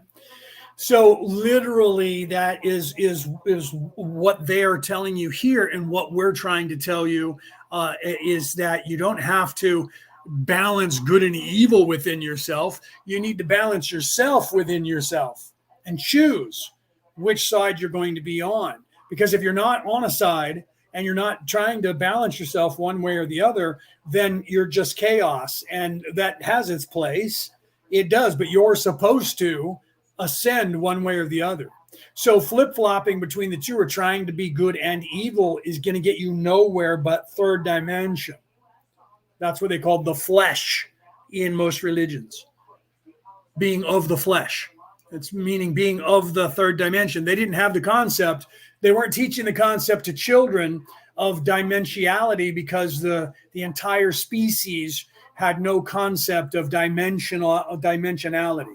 And now, 3, 4, 5, 6, 10,000 years hence in the future, we have evolved to the understanding of dimension. We have expanded our consciousness to the idea of dimension. So the stories now are explaining to you the dimension, the dimensionality. And now we're trying to raise everybody's consciousness to the density. Instead of dimension, the density. And the realization that there is a separate thing that is dimension, and that is the flesh. That is the body. That is this place, this reality, power, money, fame, control, anger, masculine, warlike energy. And then there is density. That is caring, loving, ascension, healing, energy of feminine. So we're trying to introduce that Kundalini doesn't mean dual energy. Kundalini, and because there has always been the Kundalini and the Kunda buffer, but they took that away. So the word is not even there for you to see most of the time, and they just blanket the duality with Kundalini energy. It's the Kundalini energy. Well, okay, we can use that term to describe that, but in truth, the feminine energy is called the Kunda buffer energy. So you have to understand the concept to get it. You have to realize that there's a name for the other energy that is Kunda. Kunda means energy, right? It means 0 point energy. And then the other words, Lini or buffer, means masculine and feminine. You have to, if you're a Hindu, you understand those words. If you're a Taoist or a Buddhist, or a rishi or part of the Hindi religion, you actually know that because you learn those words. So if you're following that actual religion, you learn what those words mean. That's just like when I was in the hospital and I had a priest come up to me and her and I were talking about the end times. She couldn't say those words out loud because all Christians, white people here in the United States, I can't just say white people, but the Christians in the United States, Western Judeo personalities, know what the end times mean or revelation. So she looked around the room to see if anybody there would be in any way understanding the words. And then she looked at me and said, this is, right? This is, instead of saying those words, she said, this is the time of troubles. But she said, and then now I'm drawing a blank on the wording, right? In the Hindu language. Oh God, I can't believe that I'm drawing a blank on that. I'll think of it in a second. I can't believe I just drew a blank on that. She used that word because she knew that I would understand it and was testing to make sure that I did, and no one else would have any idea what we were talking about. Okay. And literally the word just meant time of troubles, time of tribulation, end times. And I don't know why I'm drawing a blank on that. It's weird that they're not allowing me to have that word in my head right now. Maybe because I was going to go further with that. They're slowing me down to go further than that. That's weird that I'm not being able to do that. Yeah, I'll think of it in a second and then I'll blurt it out. Once I pull away from this thought process, I believe I was going to a place they didn't want me to go to, and they actually stopped me. So I could say time of troubles and time of tribulation or end times, but I couldn't say that word, those two words, in that language out loud. Weird. And I think that was because I was literally going to shoot into a higher realm that I wasn't supposed to right now. So I apologize for that. I'll think of it in a minute when they realize I'm not going to go there anymore. I'll get back to the two words that I was going to use there. And Kali Yuga, thank you. The second I said that out loud to them, they let me have the words. Kali Yuga literally means, Kali means a time period, and Yuga means troubles. So literally the Kali Yuga used by the Hindus means time of tribulation, end times, means revelation. It means all of those things for whatever religion that you're in. So yeah, I realize what I was going to say to you guys, and I was moving into it quickly, and they stopped me. So now I know that I can't say that. Okay, so the Kali Yuga, she said to me, "This is the Kali Yuga," and I looked over my glasses and I said, "This is the Kali Yuga."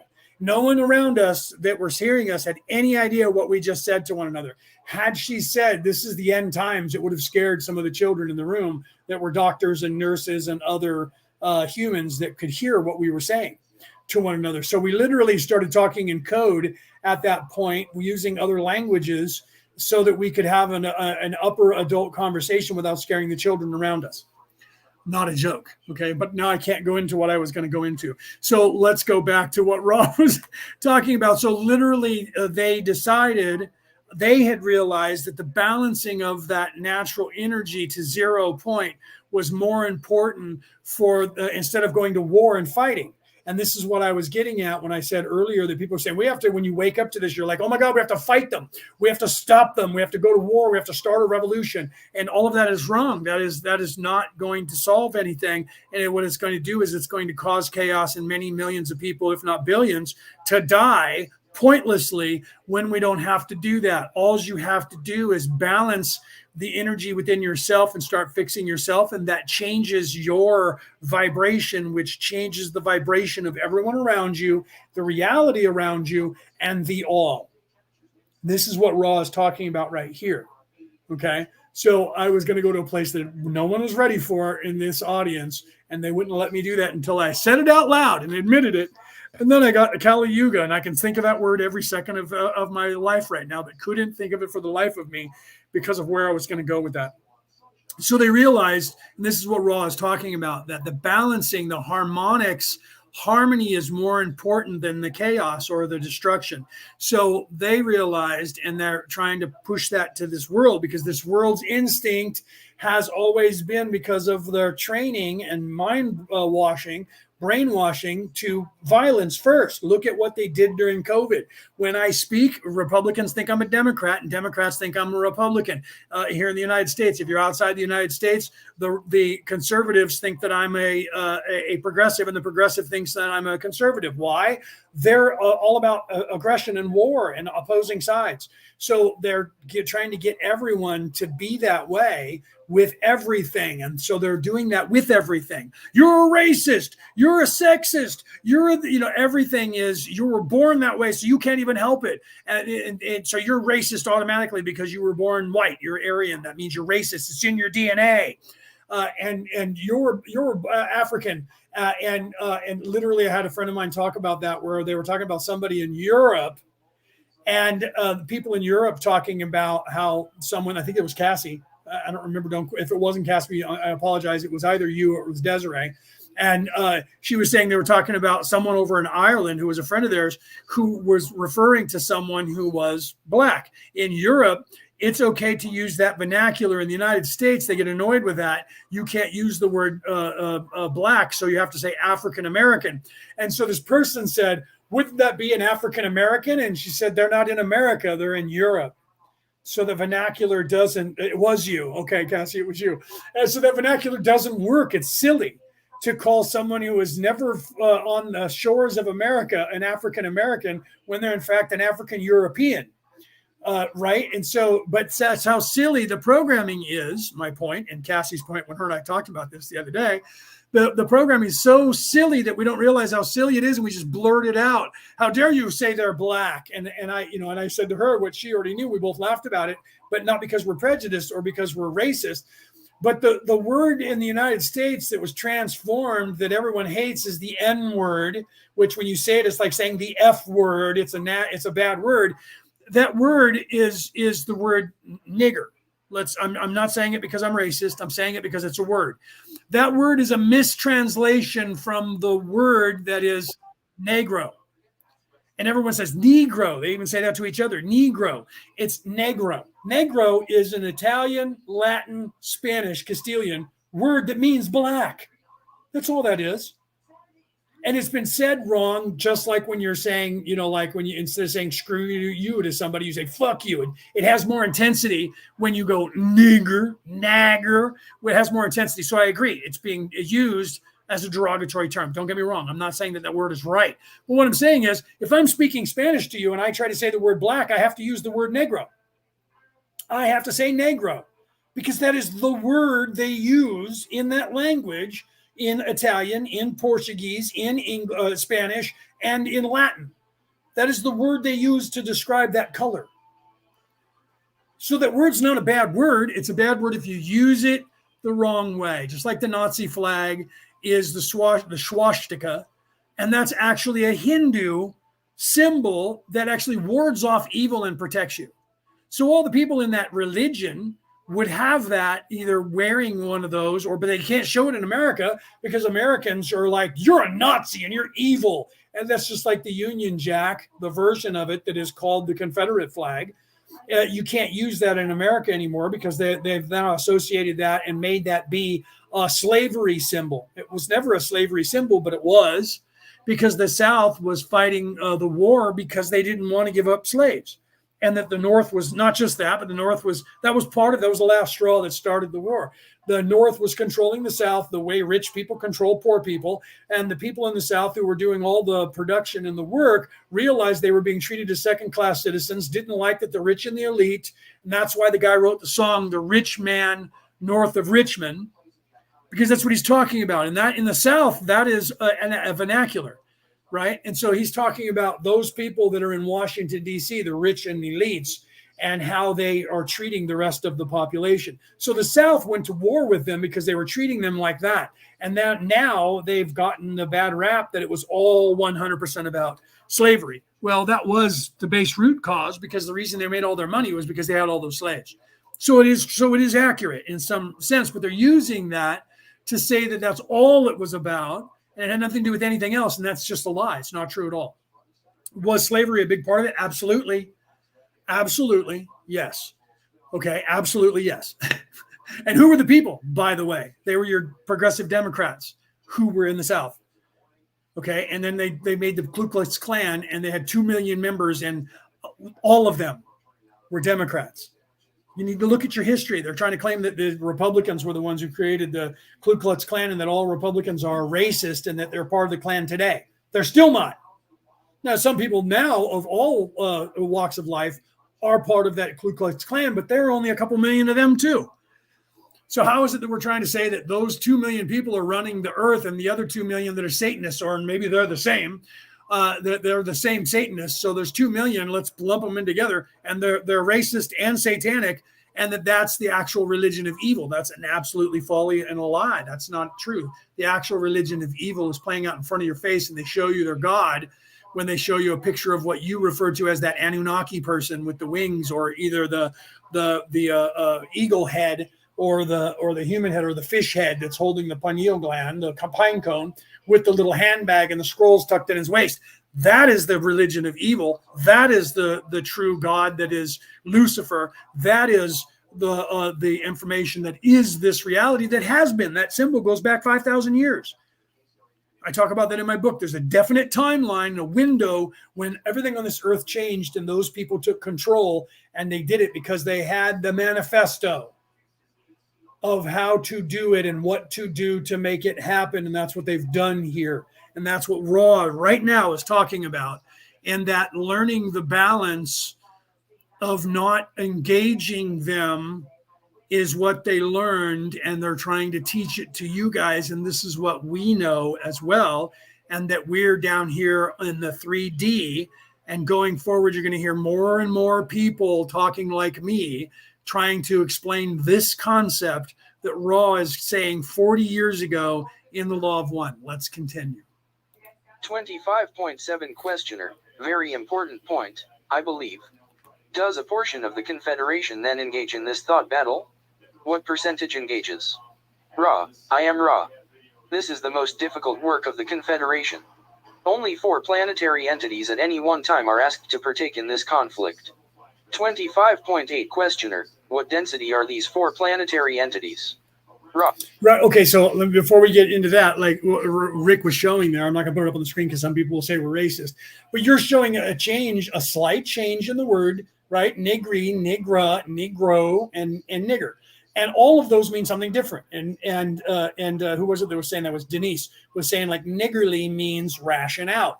So what they've done is, and this is the why, and then Rick said natives, right? Native, Negroes, nigger also, right? So he's showing that the differences in those words actually have different meanings, and not all of them mean the N-word nigger, like he's saying. And they don't. But if you say those words now, even though they mean completely different things, even though, like I gave the example of a color, that people lump all those in now with anything that sounds similar to it. And this is the trick they pull on you to eradicate other words that actually mean something good by having a word said slightly different than that good and have it be bad, and then they lump the good word into it as well, and you can't say that good word anymore. That's how they eradicate knowledge away from you. Like I gave the example of imminent with the N-I-M, imminent with the I in there, or imminent with an A in there. And I played that and I put that into one of my reels. And so look up those two words, look up imminent and look up eminent with it. So literally one letter changed in the word, I and A. You take the I out and put an A in there and it completely means the opposite. And now no one knows that word eminent. They only know imminent. Why? Because no one uses that other word. They decided to get rid of that word on purpose, like they're trying to do with equality with the word equity. Do you see the difference between those two words? It's very slight. It's a very slight variance in spelling of those words. They took that word equality and they looked up equity, and they're superimposing equity over equality and telling you everything being equal doesn't work unless we get promise to make it work. And that's the equity. They're saying, and I said this before, and I say this in my book, and I talk about it, and I break it down in my book, that they're doing that because they're saying, we know that you're actually evil and you won't do the right thing. So we have to be in control to make sure the right thing happens. And it all hinges on that. It hinges on you actually not being capable of doing the right thing. And they're claiming that everybody's not capable, and that's just an outright lie. And the example they give of the three people standing on a box to look over the fence at a baseball game, and I explain that in full detail, but that only works if you're in service to self, very selfish, and they're like looking at the small kid going, hey, fuck you, kid, grow taller. Ha! I got mine, you get yours. So, but they're the ones that are pushing you to think like that. So they have to push you to think like that so they can take control of you by saying, we have to intervene to make sure that everybody gets something that they're supposed to have. But they're the ones driving you to that point, to think that way. You just aren't aware of it. Some of us are. And that's what we're trying to show you, and that's what Ra is talking about here. So let's continue. I am Ra. These entities are of the density of love. Numbering 4. 25.9 Questioner. Then I am assuming this is the most effective density for this work. Would this density and entity of this density be more effective for this type of work than, say, an entity of density 5 or 6? Ra. I am Ra. The fourth density is the only density besides your own which, lacking the wisdom. Yeah, Denise, they used to use that term. She said, negra means feminine. They used to say that, negro, negra. That's what they referred to them as. A negro meaning a man, and a negra meaning a woman of color. That's what those words mean. So they were actually innocent words, but everybody has now said that means a bad thing because you're calling me a bad word. When the truth is they were just saying that that's a term for black woman, black man, negro, negra. Black people usually know that, and they'll actually call each other those terms. I hear it in the United States here all the time. In California, hey, Negro, what's up, Negro? What's up, Negra? They do that. They actually use those words. They understand those words mean black man, black woman. They know that. But then if you're white and you say one of those words, they're like, how dare you? How dare you use that? So they're actually propagating that because they're pretending that they're a victim, and they're just doing that to make you feel bad and kowtow to them because they know the difference. They know what it means. They call each other that. So, but then they do the same thing where they call each other, nigga this, nigga that. That's all they say to each other.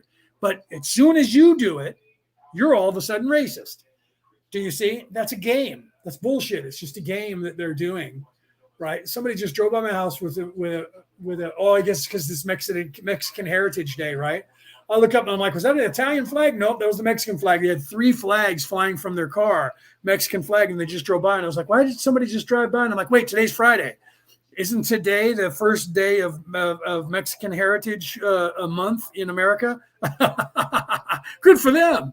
Good for them to not be afraid to show the world. So you can do that if you're Mexican and you're over here in the United States. You can do that. If I fly an Irish flag, everybody calls me a racist. If you fly a flag that comes from the South in the United States, you're a racist. And if you fly the Union Jack, most people don't know the difference between the Union Jack of the English and the Confederate flag, because it's actually a version of the Union Jack turned a different direction. So it's almost identical. So most people don't know that. So if you fly a British flag, people would call you a racist. You're like, it's the British flag, you idiot. Anybody who knows anything about flags knows that this. That's too similar. Do you realize that there's like 20 versions of that Union Jack that that 20 countries use for their flag? That doesn't mean racist Southern America. See, that's ignorance. That's somebody who doesn't know what they're even talking about. That's just like the red, white, and blue on a flag. People are like, yeah, America has that red, white, and blue crap. I'm like, you do realize that like almost every country in Europe has a version of a flag that is red, white, and blue, right? Like the French do, the English do, the Norwegians do. If you look at Ukraine, they used yellow, right? Instead. So there's many countries that use a version of that. Italy, France, they use the red, white, and blue in different patterns, and it's all the same three colors. There's a reason for that they're using that symbol. It's symbology, it's symbolism, and it means things. It's actually exoteric, but to most people, it's esoteric. Exoteric means it's common knowledge that everybody knows, that's wide open, but it's esoteric because no one's learning what those flags mean. So they just see it and they I don't know, that's the flag of England. That's the flag of most people in America have no idea what any flag is. If you went to the UN and said, what's that country? What's that country? What's that country? They wouldn't know probably 90% of the flags that are up there. Well, that's part of the modus operandi of the evil people in this country, to not let you have that information, right? But there's this red, white, and green. I agree that you're right. That was a bad example when I said Italy. That one's red, white, and green. But there's a reason for the red and the white. It's the same as the red and the white and the red, white, and blue and the Union Jack, which is a red, white, and blue, by the way. Right? So, but yeah, there's red, white, and green. The Irish is red, white, and orange. Some say it's yellow or gold. But you know what I mean? It depends on who you are. The Germans are black, yellow, and white. Or isn't that what theirs is? Black, yellow, and red, maybe? See, I'm getting screwed up now on my own. I see when I see it, I know who the flags are, most of them, not all of them, because everybody, how many countries are on this planet? I don't have all of them memorized. It's not my job. Right? So red, white, blood cells. Well, some of them, yeah. Well, here in America, the white is for the honoring of the people. It's for honor, and then the red is for the bloodshed, and the blue is for loyalty, right? So yeah, you just have to, yeah. And it's the same in most countries. It's the honor, bloodshed, and in, like you were saying, red and white blood cells. But it means the white usually means the white is purity and loyalty and honor, and the red is the blood that was shed to be free, and then the blue here in America is for the loyalty. It's the sky, right? That's why the stars are there. The stars are each star is for one state that has joined the Union, but the blue field is the everlasting sky. It's for God and the love of God, and it's so yeah. Everybody has their meanings as to why they use those colors, but most people don't know that they even mean anything. Okay, let's continue. So the balance, to get back on point, the balance of the energy people have realized as you ascend that becomes more important than the fight. The fight, it's a standoff. You can never win and you can never lose because it's supposed to be here. So when you get into 4D and 5D thinking, which is where we're trying to pull everybody, is past that part of, oh no, they're just all of a sudden blatant with this stuff. They used to hide it. Now they don't. We have to fight them and stop them. That's the first step of that. And then you have to realize and go higher vibration than that and realize, no, this is the yin and yang. It's supposed to happen. And when you go higher to that point of this is supposed to happen, then you start to ascend to the place of, oh, so I have to balance the 0 point, get back to the God particle, the God energy, the 0 point, the Higgs boson. And when you achieve that, that makes everything perfect. And that is literally, I just saw somebody who was posting that I just posted one that showed that female was like a blue avian, but she wasn't. And it says you have to learn to balance, and of course it's all the things that Tesla talked about. That is the secret to the universe. You have to balance your energy, you have to balance your waveform, and you have to balance the physical in your own nature, so that then you're harmonically in tune, so that you can go through existence perfectly and without any kind of pushback. And that was one allegory. That was one I just posted last night. That's one allegory that is describing exactly what I'm describing to you now. And it's energy, vibration, and frequency. And literally, that's what Tesla said. What do you want to think of in terms of the secret to the universe? Think in terms of energy, frequency, and vibration, not necessarily in that order. And literally, I just posted another version of that, another allegory of that, literally saying that to succeed, you have to learn to balance these energies within yourself, knowing that I was going to be talking about this today. So that's why, if you notice, the progression of my reels or shorts, whatever you want to call them, on the platforms, it goes from scaring you with the 666, but to show you that that's the human, that's this actual place, and then moving from that, as well as popping in with positive affirmations, and then straight into, if you want everything to work right, you have to learn to balance all of these things within yourself. And if you look at all the other ones that I'm showing you, the building blocks and the mathematical equations and the dodecahedrons and all of that, it's saying the same thing, just in different ways. It's literally the last the last 6 things that I've posted. They're all actually saying the exact same thing, different ways.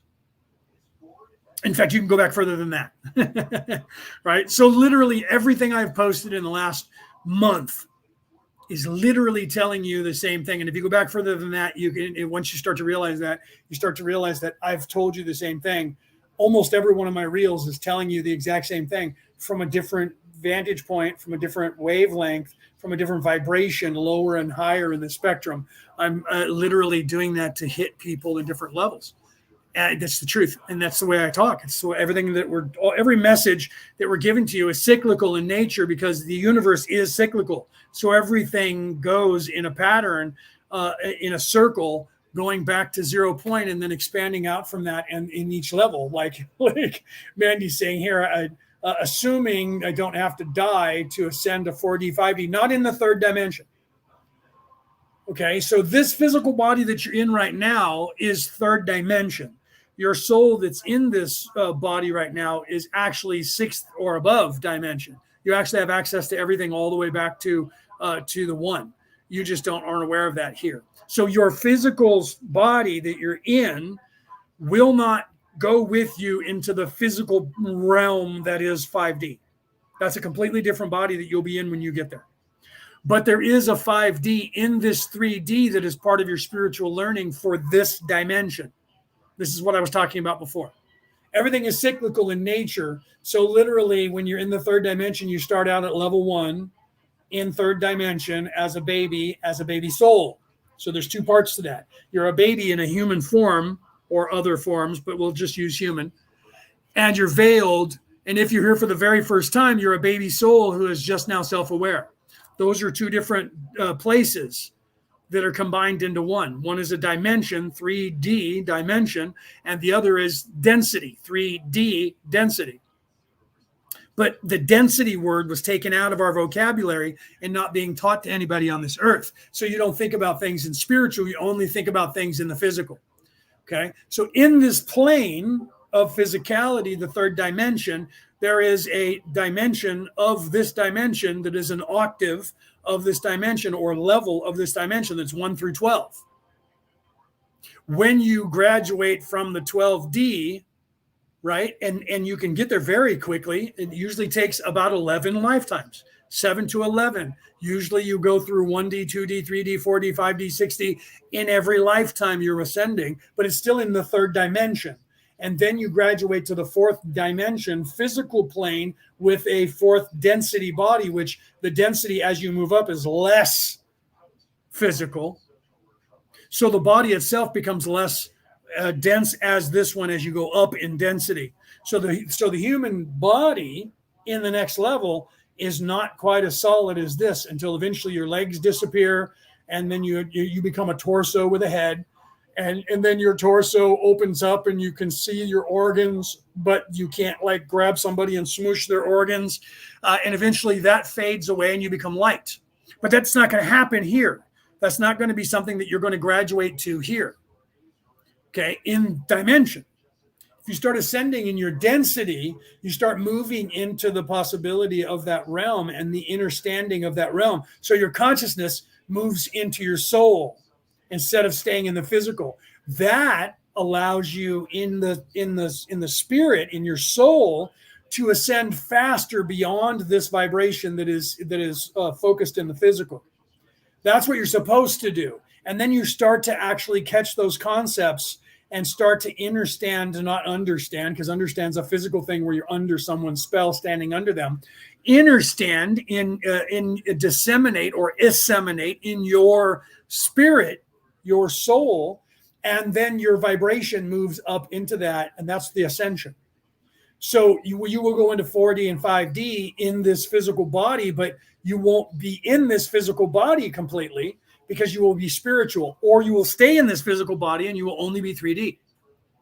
In the religions, they called that of the flesh, being of the flesh, mortal of the flesh. That is, I think, therefore I am only this, what this body and everything around me is as real, and therefore there is nothing else. That is being in 3D. You were in this body, the body is going to stay third dimensional. Your soul, you can ascend to the knowledge of that soul of occurring or realizing and being in that place, but that is outside of your body. You'll realize that when you start to ascend, that's actually happening, but you're perceiving it as being from and in this body because you're in this avatar and focusing through this avatar. Once you start to glean that, is the beginning of your ascension.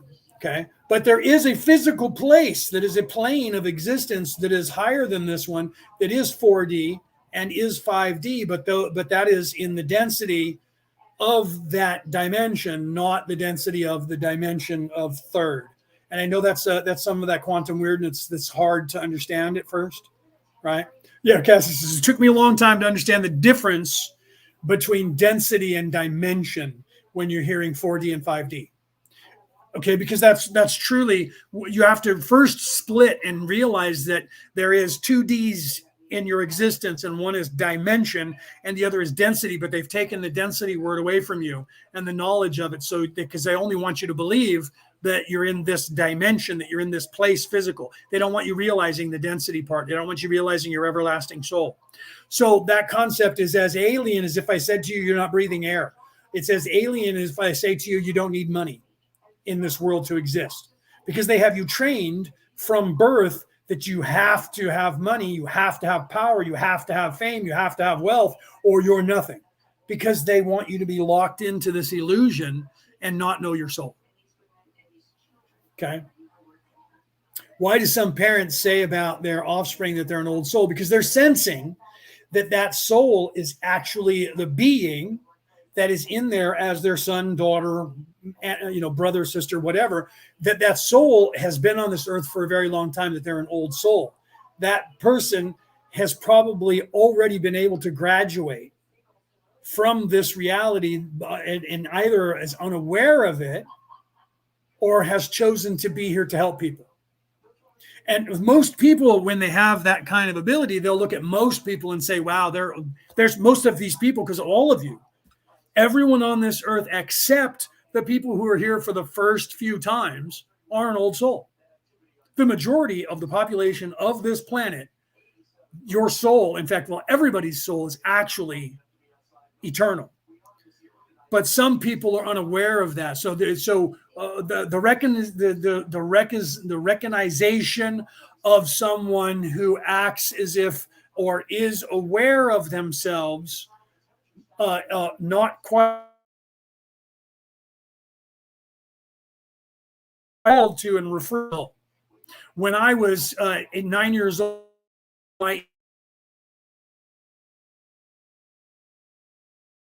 he's such a soul. because I was almost as unveiled then as I am now.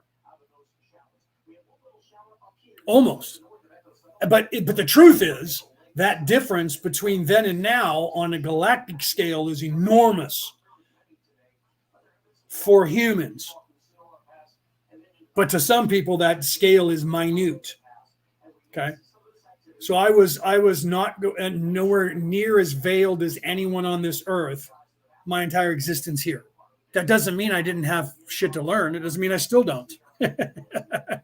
Because we're never done. And that's part of when you realization. So your realization will be that eventually, like I said before earlier, and I talked about this yesterday and the other day, that literally God, the creator of the universe, I use the word God, that vernacular, just because most people in Western Judeo-Christian world understand that word. The creator of the universe, they said, we are lazy. Crap, we're lazy. Because we created all of this, and then we created ourselves, and we're into separate individuals, so we could have these organic experiences of life and death and what it means to be mortal. But yet we know that we are the creators, so our ass is lazy. We're sitting around going, yeah, man, we'll get there, dude. Eventually, I'm God, you're God, we're all God. It's cool. So the creator of the universe said, fuck, I need to change something. Pardon my American. I need to change something and put a fire under my own ass. I'm lazy. So the creator learned something about itself, that it was inherently lazy and had to change the dynamic. And so the answer to that was chaos, veiling. And that means the choice between good and evil. That means you not remembering that you're the creator of the universe until you do. And your job is to learn all of this stuff, what it means to be alive, what it means to love, hate, everything.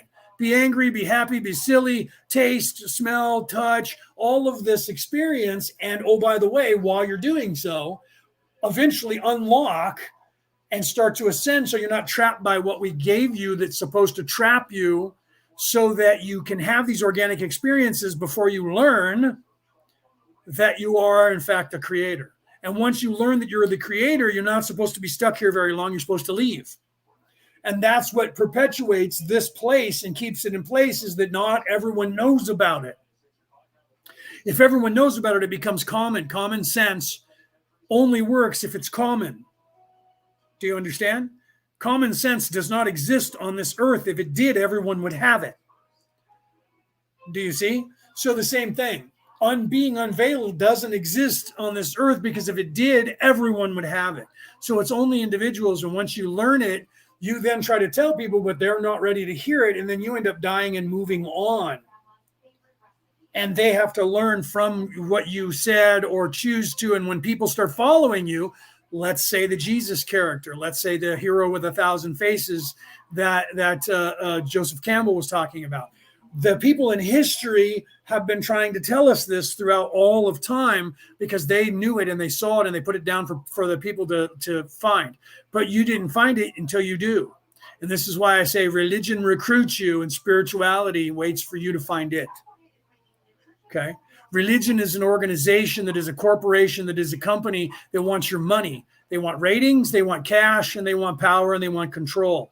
Therefore, they recruit you to come to their church. It's no different than Showtime or CNN or Fox trying to recruit you to watch their programming, or ABC, NBC, CBS, BBC, wherever you are in the world, you have a version of that. They have commercials to tell you to buy their product. That's no different. And you'll continue to do that if you stay there. So when people see old souls, that's them recognizing that the soul that's occupying that body is not here for the first time. This person's far wise beyond their years. They shouldn't be saying the words they're saying. So they go, wow, that one's an old soul. The truth is that like I said, probably 75% of the souls on this earth have been here about 10 lifetimes longer than they should have, or more. Longer than they should have. And Ra was saying that in 1981 to 1984, that we were already overdue for a harvest by 1,000 years or so. So how many lifetimes are in 1,000 years? If you live to be 100 years of age, that's 10.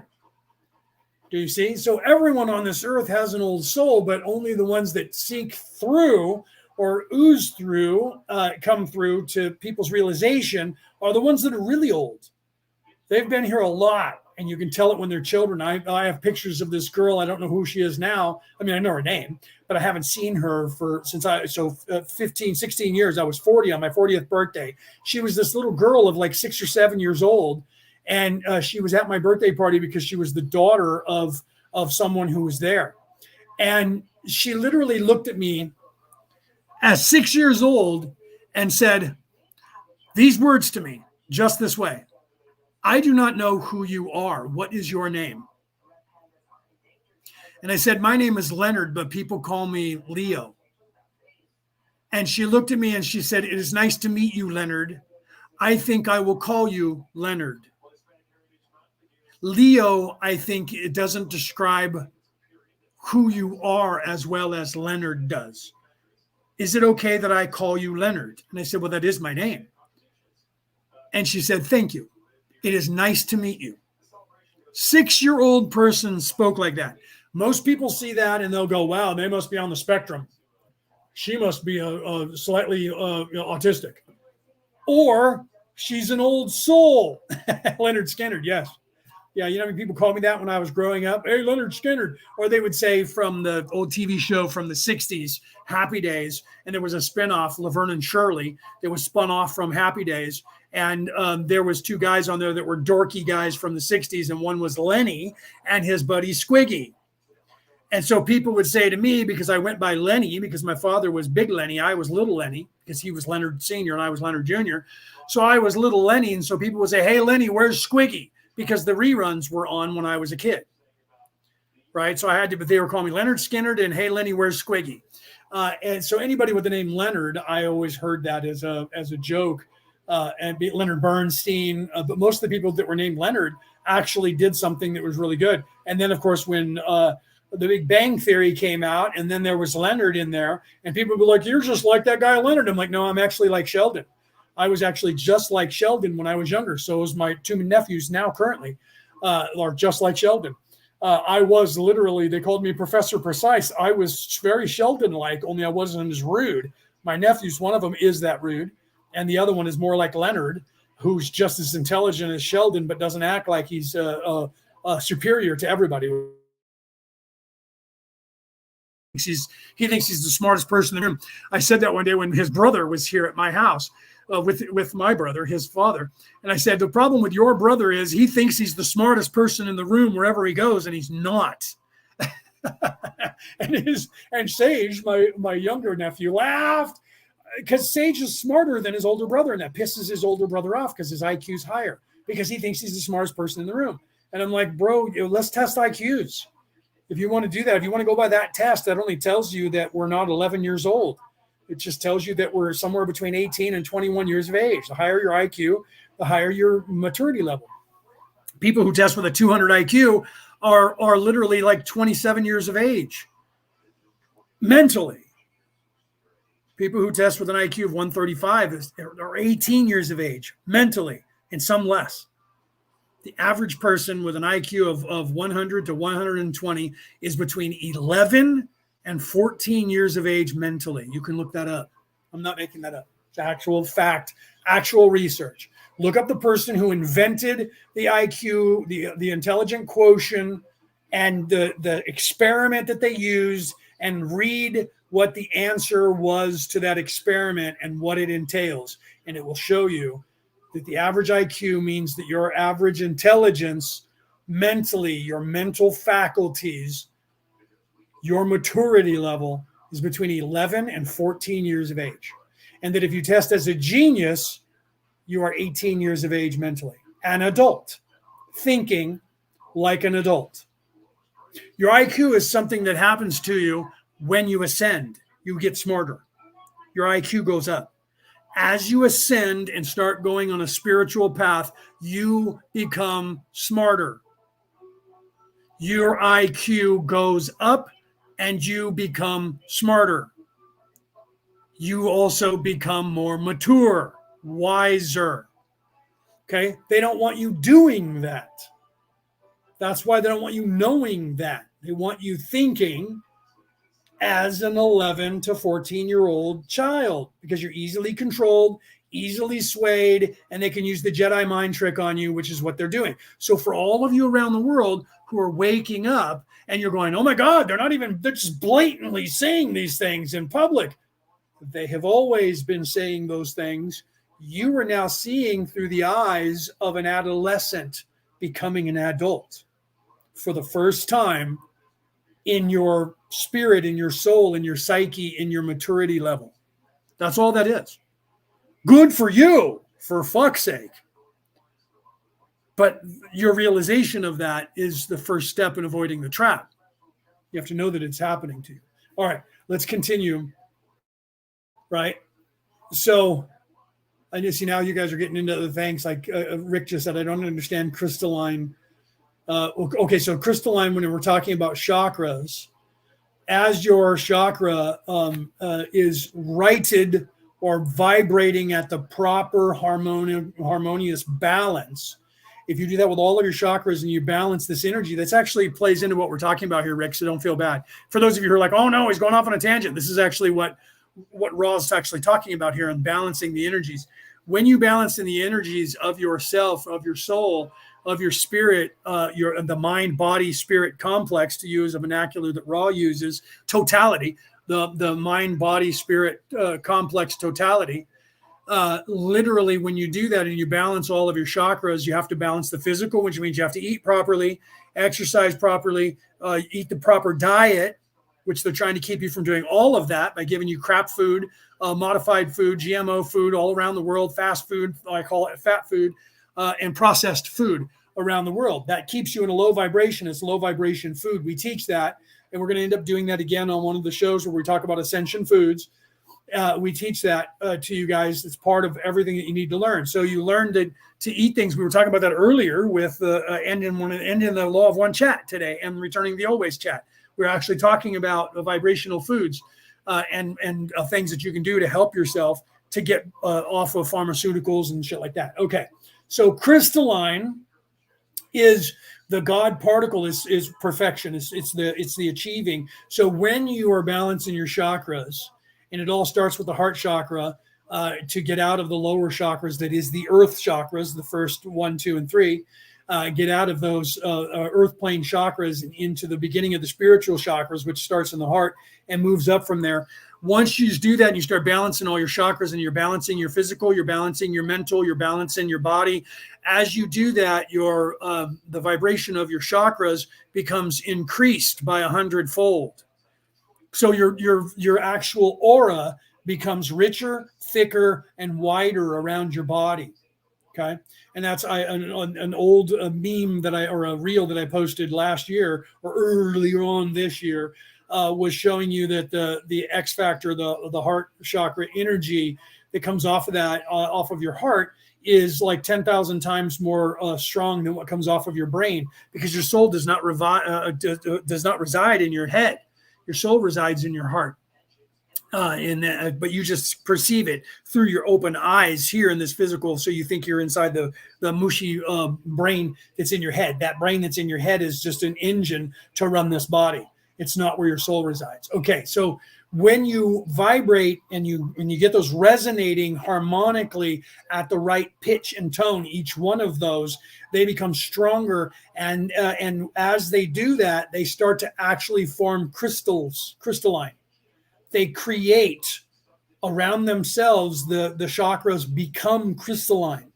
And because crystal in the universal spectrum of this physical reality is the perfection, is harmonious, is harmony. That's why the crystal scrolls. That's why crystals in here on the earth, when you pick up a crystal, you can charge that crystal with energy.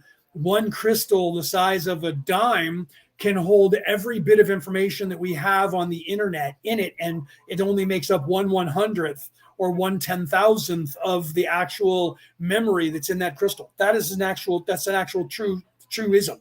They know this to be true. They just don't know how to tap into it, to use crystals to store energy, or we would have crystals in all of our phones, all of our computers, all of our technology would have crystals in it. We haven't gotten to that point where we understand how to tap into the crystal to do it, but they know it's there. They know that in these crystal skulls, there's information inside that crystal that we can just barely start to glean to know it's there, but we don't know everything that it says, and we don't know how to put that energy in there. There was a bunch of people on this earth that the Aborigines in Australia, you know about that because you're in Australia, Rick, that they talk about. And in fact, I think you're part Aborigine. Don't you have some of that DNA? I sense that about you. Don't know if that's true because I've never met you. And I don't think I've ever seen a picture of you other than the one you have on your icon. But I think you have some of that DNA in you. Those people talk about the crystalline ships and these people that used crystals to fly around the earth. They understood that. They were the Atlanteans. They understood how to tap into the crystals, and they damaged all of that. Okay, they damaged all of that and damaged the 3, 6, and 9, and they eradicated that memory, not on purpose, but because they wiped themselves out as well as everybody else. And that was the deluge that we had, the flood. They caused it. Some say they did it on purpose to try and wipe out the world, but I don't believe that. If you look at it, they didn't do it on purpose. They fucked up. Okay, so but there was a group of people that were of a vibratory pattern from a higher vibration that actually understood that technology. We are just now learning about technology, but we're still blowing things up to transfer energy from one thing to another, taking gasoline and blowing it up to exploding it to create electrical spark to use to drive our vehicles. We're still doing that with everything, nuclear power. Okay, so right, Rick says, you reminded me, Leo, I planned a thought some months ago. I just had to look to do the notepad, right? She found it. The wisdom holding wisdom is the knowledge of knowing who to pass it on and when. It absolutely needs editing, right? Okay, so I'm glad that you recalled that and then went back and referred to your own notes and realized that. So crystalline is when in the chakras or in most things in nature, when things become perfect and harmonious at the 0 point, the hex boson, the God energy, the 9 potentiation into 12 energy, which then goes into 24 in the cyclical nature, hence the enigma of 24. That energy starts to make that chakra turn to crystals. And that actually starts happening within your body, where you start having crystalline structures in your blood and in your secretions of your sweat. And I know someone that I've known for 7, 8 years, and she had that. She would take her tear duct and pull the goo out of her eye and put it in the sunlight and film it, and you could see crystals in there sparkling. She would her hand would be the oil on her hand from sweating. She would hold it under the sunlight and show you on her phone, and you would see crystals. So it's akin to in the movie what is that movie where there was, they had the vampires and the werewolves, and they made like 4 of them. And the vampires, and everybody had a hard time with it because vampires weren't shown that way in any of the books before that. But when vampires were seen in the sunlight, you saw this crystals. Their skin was very crystalline. The writer of that was very smart in the Ascension way, and they were showing that even though you thought vampires were evil, that they were showing you that vampirism wasn't in fact only evil people, but ascended people. So some of them were not evil, and they were trying to show you that. As opposed to the movie with what's her name, where there were the vampires and the werewolves and they were the Lycans, and there was a war going on. Most of the coven leaders were evil, and Celine didn't know that until she knew it, and that was what that was about. Both of those movies were trying to show you that not all vampires, of that concept of what a vampire is actually evil, and not all werewolves and what that concept of a werewolf is evil either. And that there is a balance even within everything in the universe. And crystalline is the formation of perfection in this reality, in the 3D. When your chakras are actually aligned properly and resonating properly, they become more powerful, and then they start to crystalline, and that becomes more and more powerful exponentially as that happens. So that did you see this? Did I see a lady on Facebook show her hands and they were glittery? You might have. And if you did, there's a lot of people that are doing that. The one I was talking about was Tony Taylor, and she's a friend of mine, and I'm trying to get her to come back to going out live and talking on the internet because she took a lot of time off from doing that for a while, and she was also one of the anonymous people after they went underground, and was putting out a lot of the anonymous videos that were tagged with anonymous. And she wouldn't tell me, she wouldn't even introduce me, who has like ties to coalitions, because of what happened to anonymous and how they got infiltrated, and a lot of them went to jail, and a lot of them got recruited by the Star League to defend the Frontier against Zora and the Cordan Armada, and now they're working for the government, going after their own friends. So I never asked and never went after that. But she also went back away from the world. But she was 6 years ago, was showing that stuff. So if she started doing it again, she's one of the people that are showing that. So you might have seen her, but there's other people out there, not the only one. There's a lot of people out there in the world that are doing the same thing and showing you those crystalline nature of their ascension, moving into 4D, 5D, but it's not in the physical, it's in the spiritual, in this realm of 3D.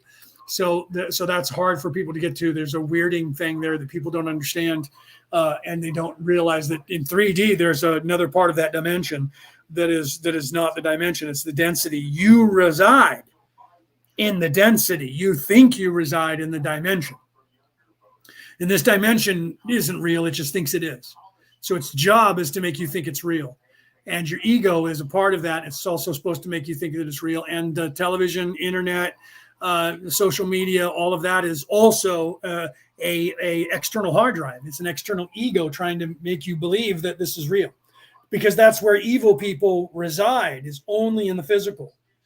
That's the mark of the beast. They only can reside there. And to get to that, and then we're going to close for the week. Here's the commercial again. I wish I had the commercial we made today. That'll be up later, and I'll post it. Jacqueline Taylor, not Tony Taylor. Jacqueline Taylor, no relation to each other as far as I know. Jacqueline Taylor and myself are going to be on her show next week, and we're going to be talking about that. It's a continuation of what we're talking about here in the Law of One this week. We were going to be there tomorrow, but it turned out that she couldn't. So we couldn't film and we couldn't go live tomorrow. So we're going to go live a week from tomorrow, or for whatever your Saturday is. If you're on a Saturday today, if it's already the 16th for you, wherever you are on the planet, and you're on Saturday, it'll be the next coming Saturday. Her and I are going to be doing a show for about an hour. We're going to be talking about introducing the 666 and what that means to not just the devil, which is fake, but to show you that it means the physical. And then we're going to be talking about that and moving from the dimension into the density, and explaining the difference between the two and a little bit more. So everything you've heard here, you're going to hear her and I's perspective of that, pulling you into the realization of this other place called the density, and that all of these things that they've corrupted these religions in, were the stories were originally trying to tell you the same thing that everybody's telling you now. This is why we're this evolution into returning to the old ways, which when my book comes out, it's going to be called The Reality About Reality, Returning to the Old Ways. And I'm teaching you all of this. And it's not because I have this knowledge that you can't attain or don't have. I'm just aware of it, and I'm trying to show you that you all should be aware of it. You guys all should already know this, but you don't. And the reason you don't is because the same reason that Ra came here to tell you. There's a group of people who have the knowledge of the Matrix, and they used that to their advantage, and they've been doing that over and over and over, generation to generation through generation, and they've gotten this place stuck. And some of us are here to help give back the actual information that you needed, hence returning to the old ways, because before everyone got stuck thousands of years ago, everyone on this earth knew the knowledge that you no longer have access to, because they won't let you have it. They've eradicated it, but some people are ascending to it anyways, and despite them, and that's happening exponentially. So they can't stop us anymore from saying it, but they're trying. And some of you are becoming aware of that, and it's freaking you out because you're like, oh my God, they're blatant. They used to hide it, and they don't even hide it anymore. They never hid it. They never hid it. They've always been exactly that way. You guys were just not in a place to be awake enough to see it. You bought their lies, and they were Jedi mind tricking you. So you would walk up and say, hey, we're looking for 2 droids that look just like this. And they looked at you and went, these are not the droids you're looking for. And you bought into it because you were a child. So you went, oh, no, these aren't the droids we're looking for. You don't need to see their identification. We don't need to see their identification. They can go about their business. Move along. You can go about your business. Move along. Move along.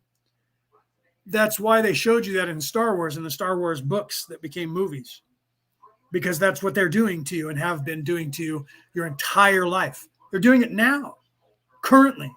This place is doing it. Its job is to do that. Your job is to overcome that. Your job is to wake up to that knowledge. That's why I always say the first step in avoiding a trap is knowing of its existence. Your job is to become aware that you're actually in a place that is a trap for children, and you're supposed to overcome that. That's what you're supposed to do here. It's one of the things you're supposed to do here to graduate. But they've taken all of the knowledge, as much as they could, from history away and burned it, destroyed it. All the stuff they could see. There's a bunch of other stuff in history that they couldn't see. And that's the stuff that they say in the different prophecies, that this knowledge is to be locked away, and you won't understand it until the people of the end times. This is for people way in the future to get. Okay? That's now. That is actually now. I know that because I can read those things. Okay? And other people, I'm not the only one, but there's not very many people that I've met that actually knows what I know. They call us a Melchizedek, but you can all get there. Every one of you can do this. That's what Jesus was trying to tell you. That's what Muhammad was trying to tell you. That's what Mahatma Gandhi was telling you. That's what Moses was telling you. All of those people in history were trying to show you this exact same thing. Lao Tzu, who wrote they wrote the Book of the Way, the Tao Te Ching, that Taoism came from, was telling you the same thing. The Buddha, that Buddhism came from, was telling you the same thing.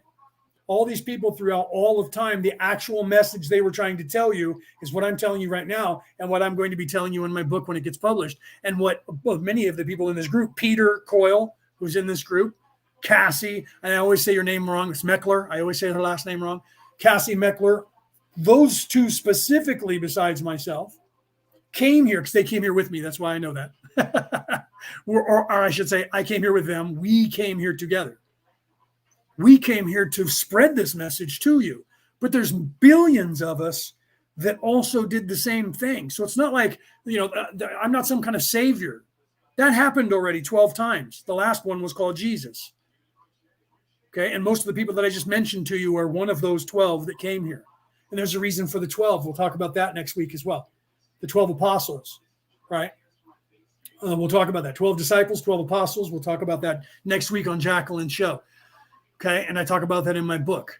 Okay. But some of us came here together in a coalition to do this. Some of you out there that are hearing my voice, you came here on your own to do the same thing. And some of you out there that are hearing my voice, you also came here with other coalitions to do the same thing. There is currently, there was a psychic, Jamie Watson-Wolf, when she was talking about people that were wanderers coming back to here to help. And she was like, wow, I didn't know that. And then her guides were like, you do realize that more than half of you down there are there to help. And people are like, what? Wait a minute. More than half of the population? In 1981, when Ra first came through, the population of the earth was 2.7 billion souls, human beings. The population currently on this earth is 7.9 billion souls. We have more than quadrupled the population in 60 years. Actually, really just 40 years, right? 60 years. Isn't that 60 years? 80, right? 90, 2000, 2010, 2020, that's 40 years. So in 40 years, we've quadrupled the population of Earth. How many of that population that is quadrupled do you think are souls that were already in a position to have graduated or already graduated from this third dimension who came back down here to be an aid to the vibration here to help the other people that were here? More than half. Okay. So when people recognize, to get back to what you were saying earlier about an old soul, when people recognize an old soul, the truth is you have a 50-50 shot when you look at someone that they are either good or evil. And you have a 50-50 shot that they are either a young soul or an old soul. 50% or better. Okay. But well, the truth is, I say that about the soul being good or evil only because you have that choice. But the truth is, when you meet someone, it's only 14% of the population that is, in fact, in service to self that is evil. So the truth is, you have an 86% or 76, whatever that equation is, 86% chance that they're in service to others, not in service to self. But you really have a 50-50 because the truth is that could be an evil person because they have the choice, right? So, but overall, it's only 14% of the population that you're going to run into that is actually evil. Okay. But you have a 50% chance that all the souls that are here are either someone who already came from a realm of graduation and returned. More than 50% of the population. Some people are just not aware of it. Everyone's veiled. We're all veiled when we get here. Jesus was veiled when he got here.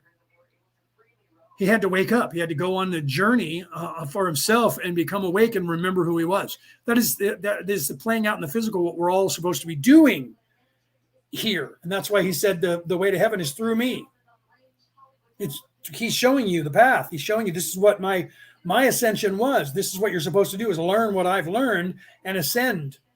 Right? Jacob's ladder, you'd be surprised. Jacob's ladder is a metaphor for your spine, 33 vertebrae, which is a metaphor for Jesus's existence. He was 33 years of age when he was crucified.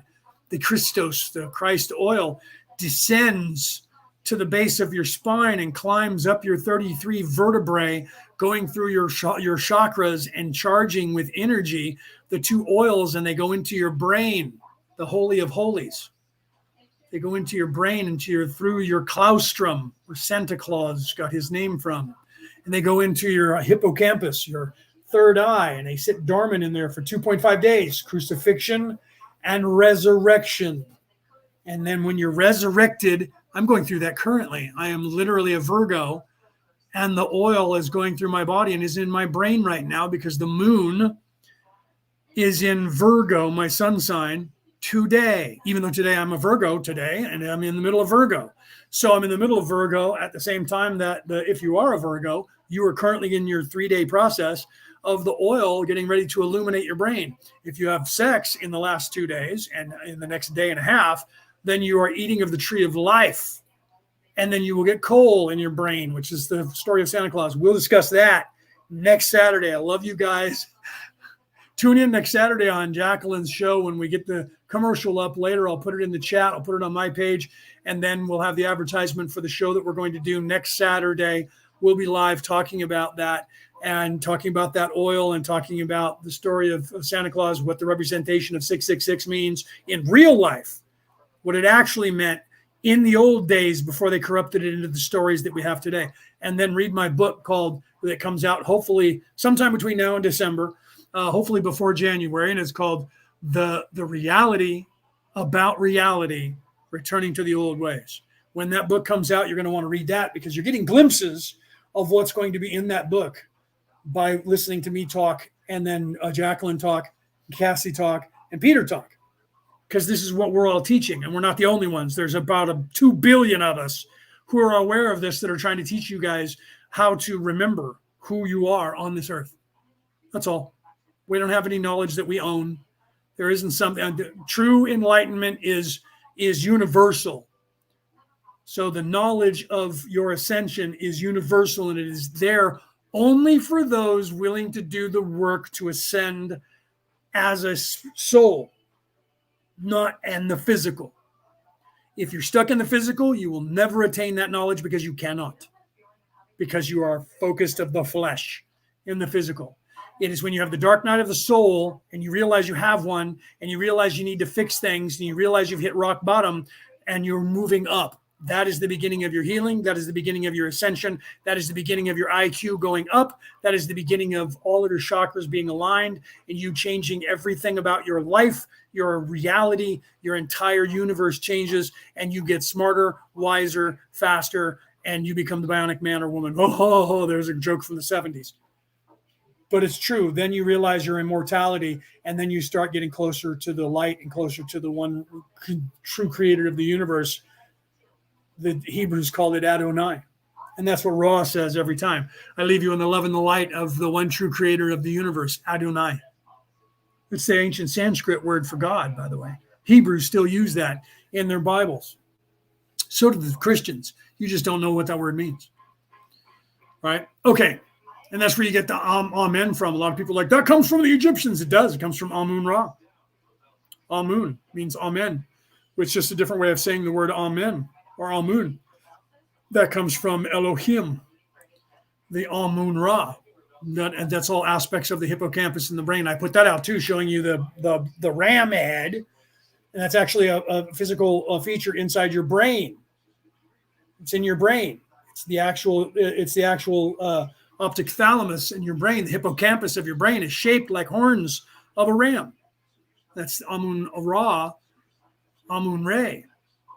Watch my reels. Check them out. Some people are getting them. It's everything that I described to you, showing you pictures and descriptions. And then the music that's playing to it has something to do with what I'm showing you in the physical. That's why I hit you with vibration. I hit you with the sound. I hit you with the physical. I hit you with an explanation. So it's all of those things again. Right? It's literally harmonics. It's literally a physical thing, and it's literally a resonance. I do that with all that crap. Most people don't know it, but it's there for people to actually see. And whether you get them or not, it doesn't matter. It gets into your head through osmosis, and it will help you to ascend, even if you're unaware of it. I love you guys. Have a great weekend. This has been Orion Rising. I am your host, Leonard O'Neill. Good morning, good afternoon, good evening, or good morrow, depending on where you are in the world tuning into this show. Have a great night.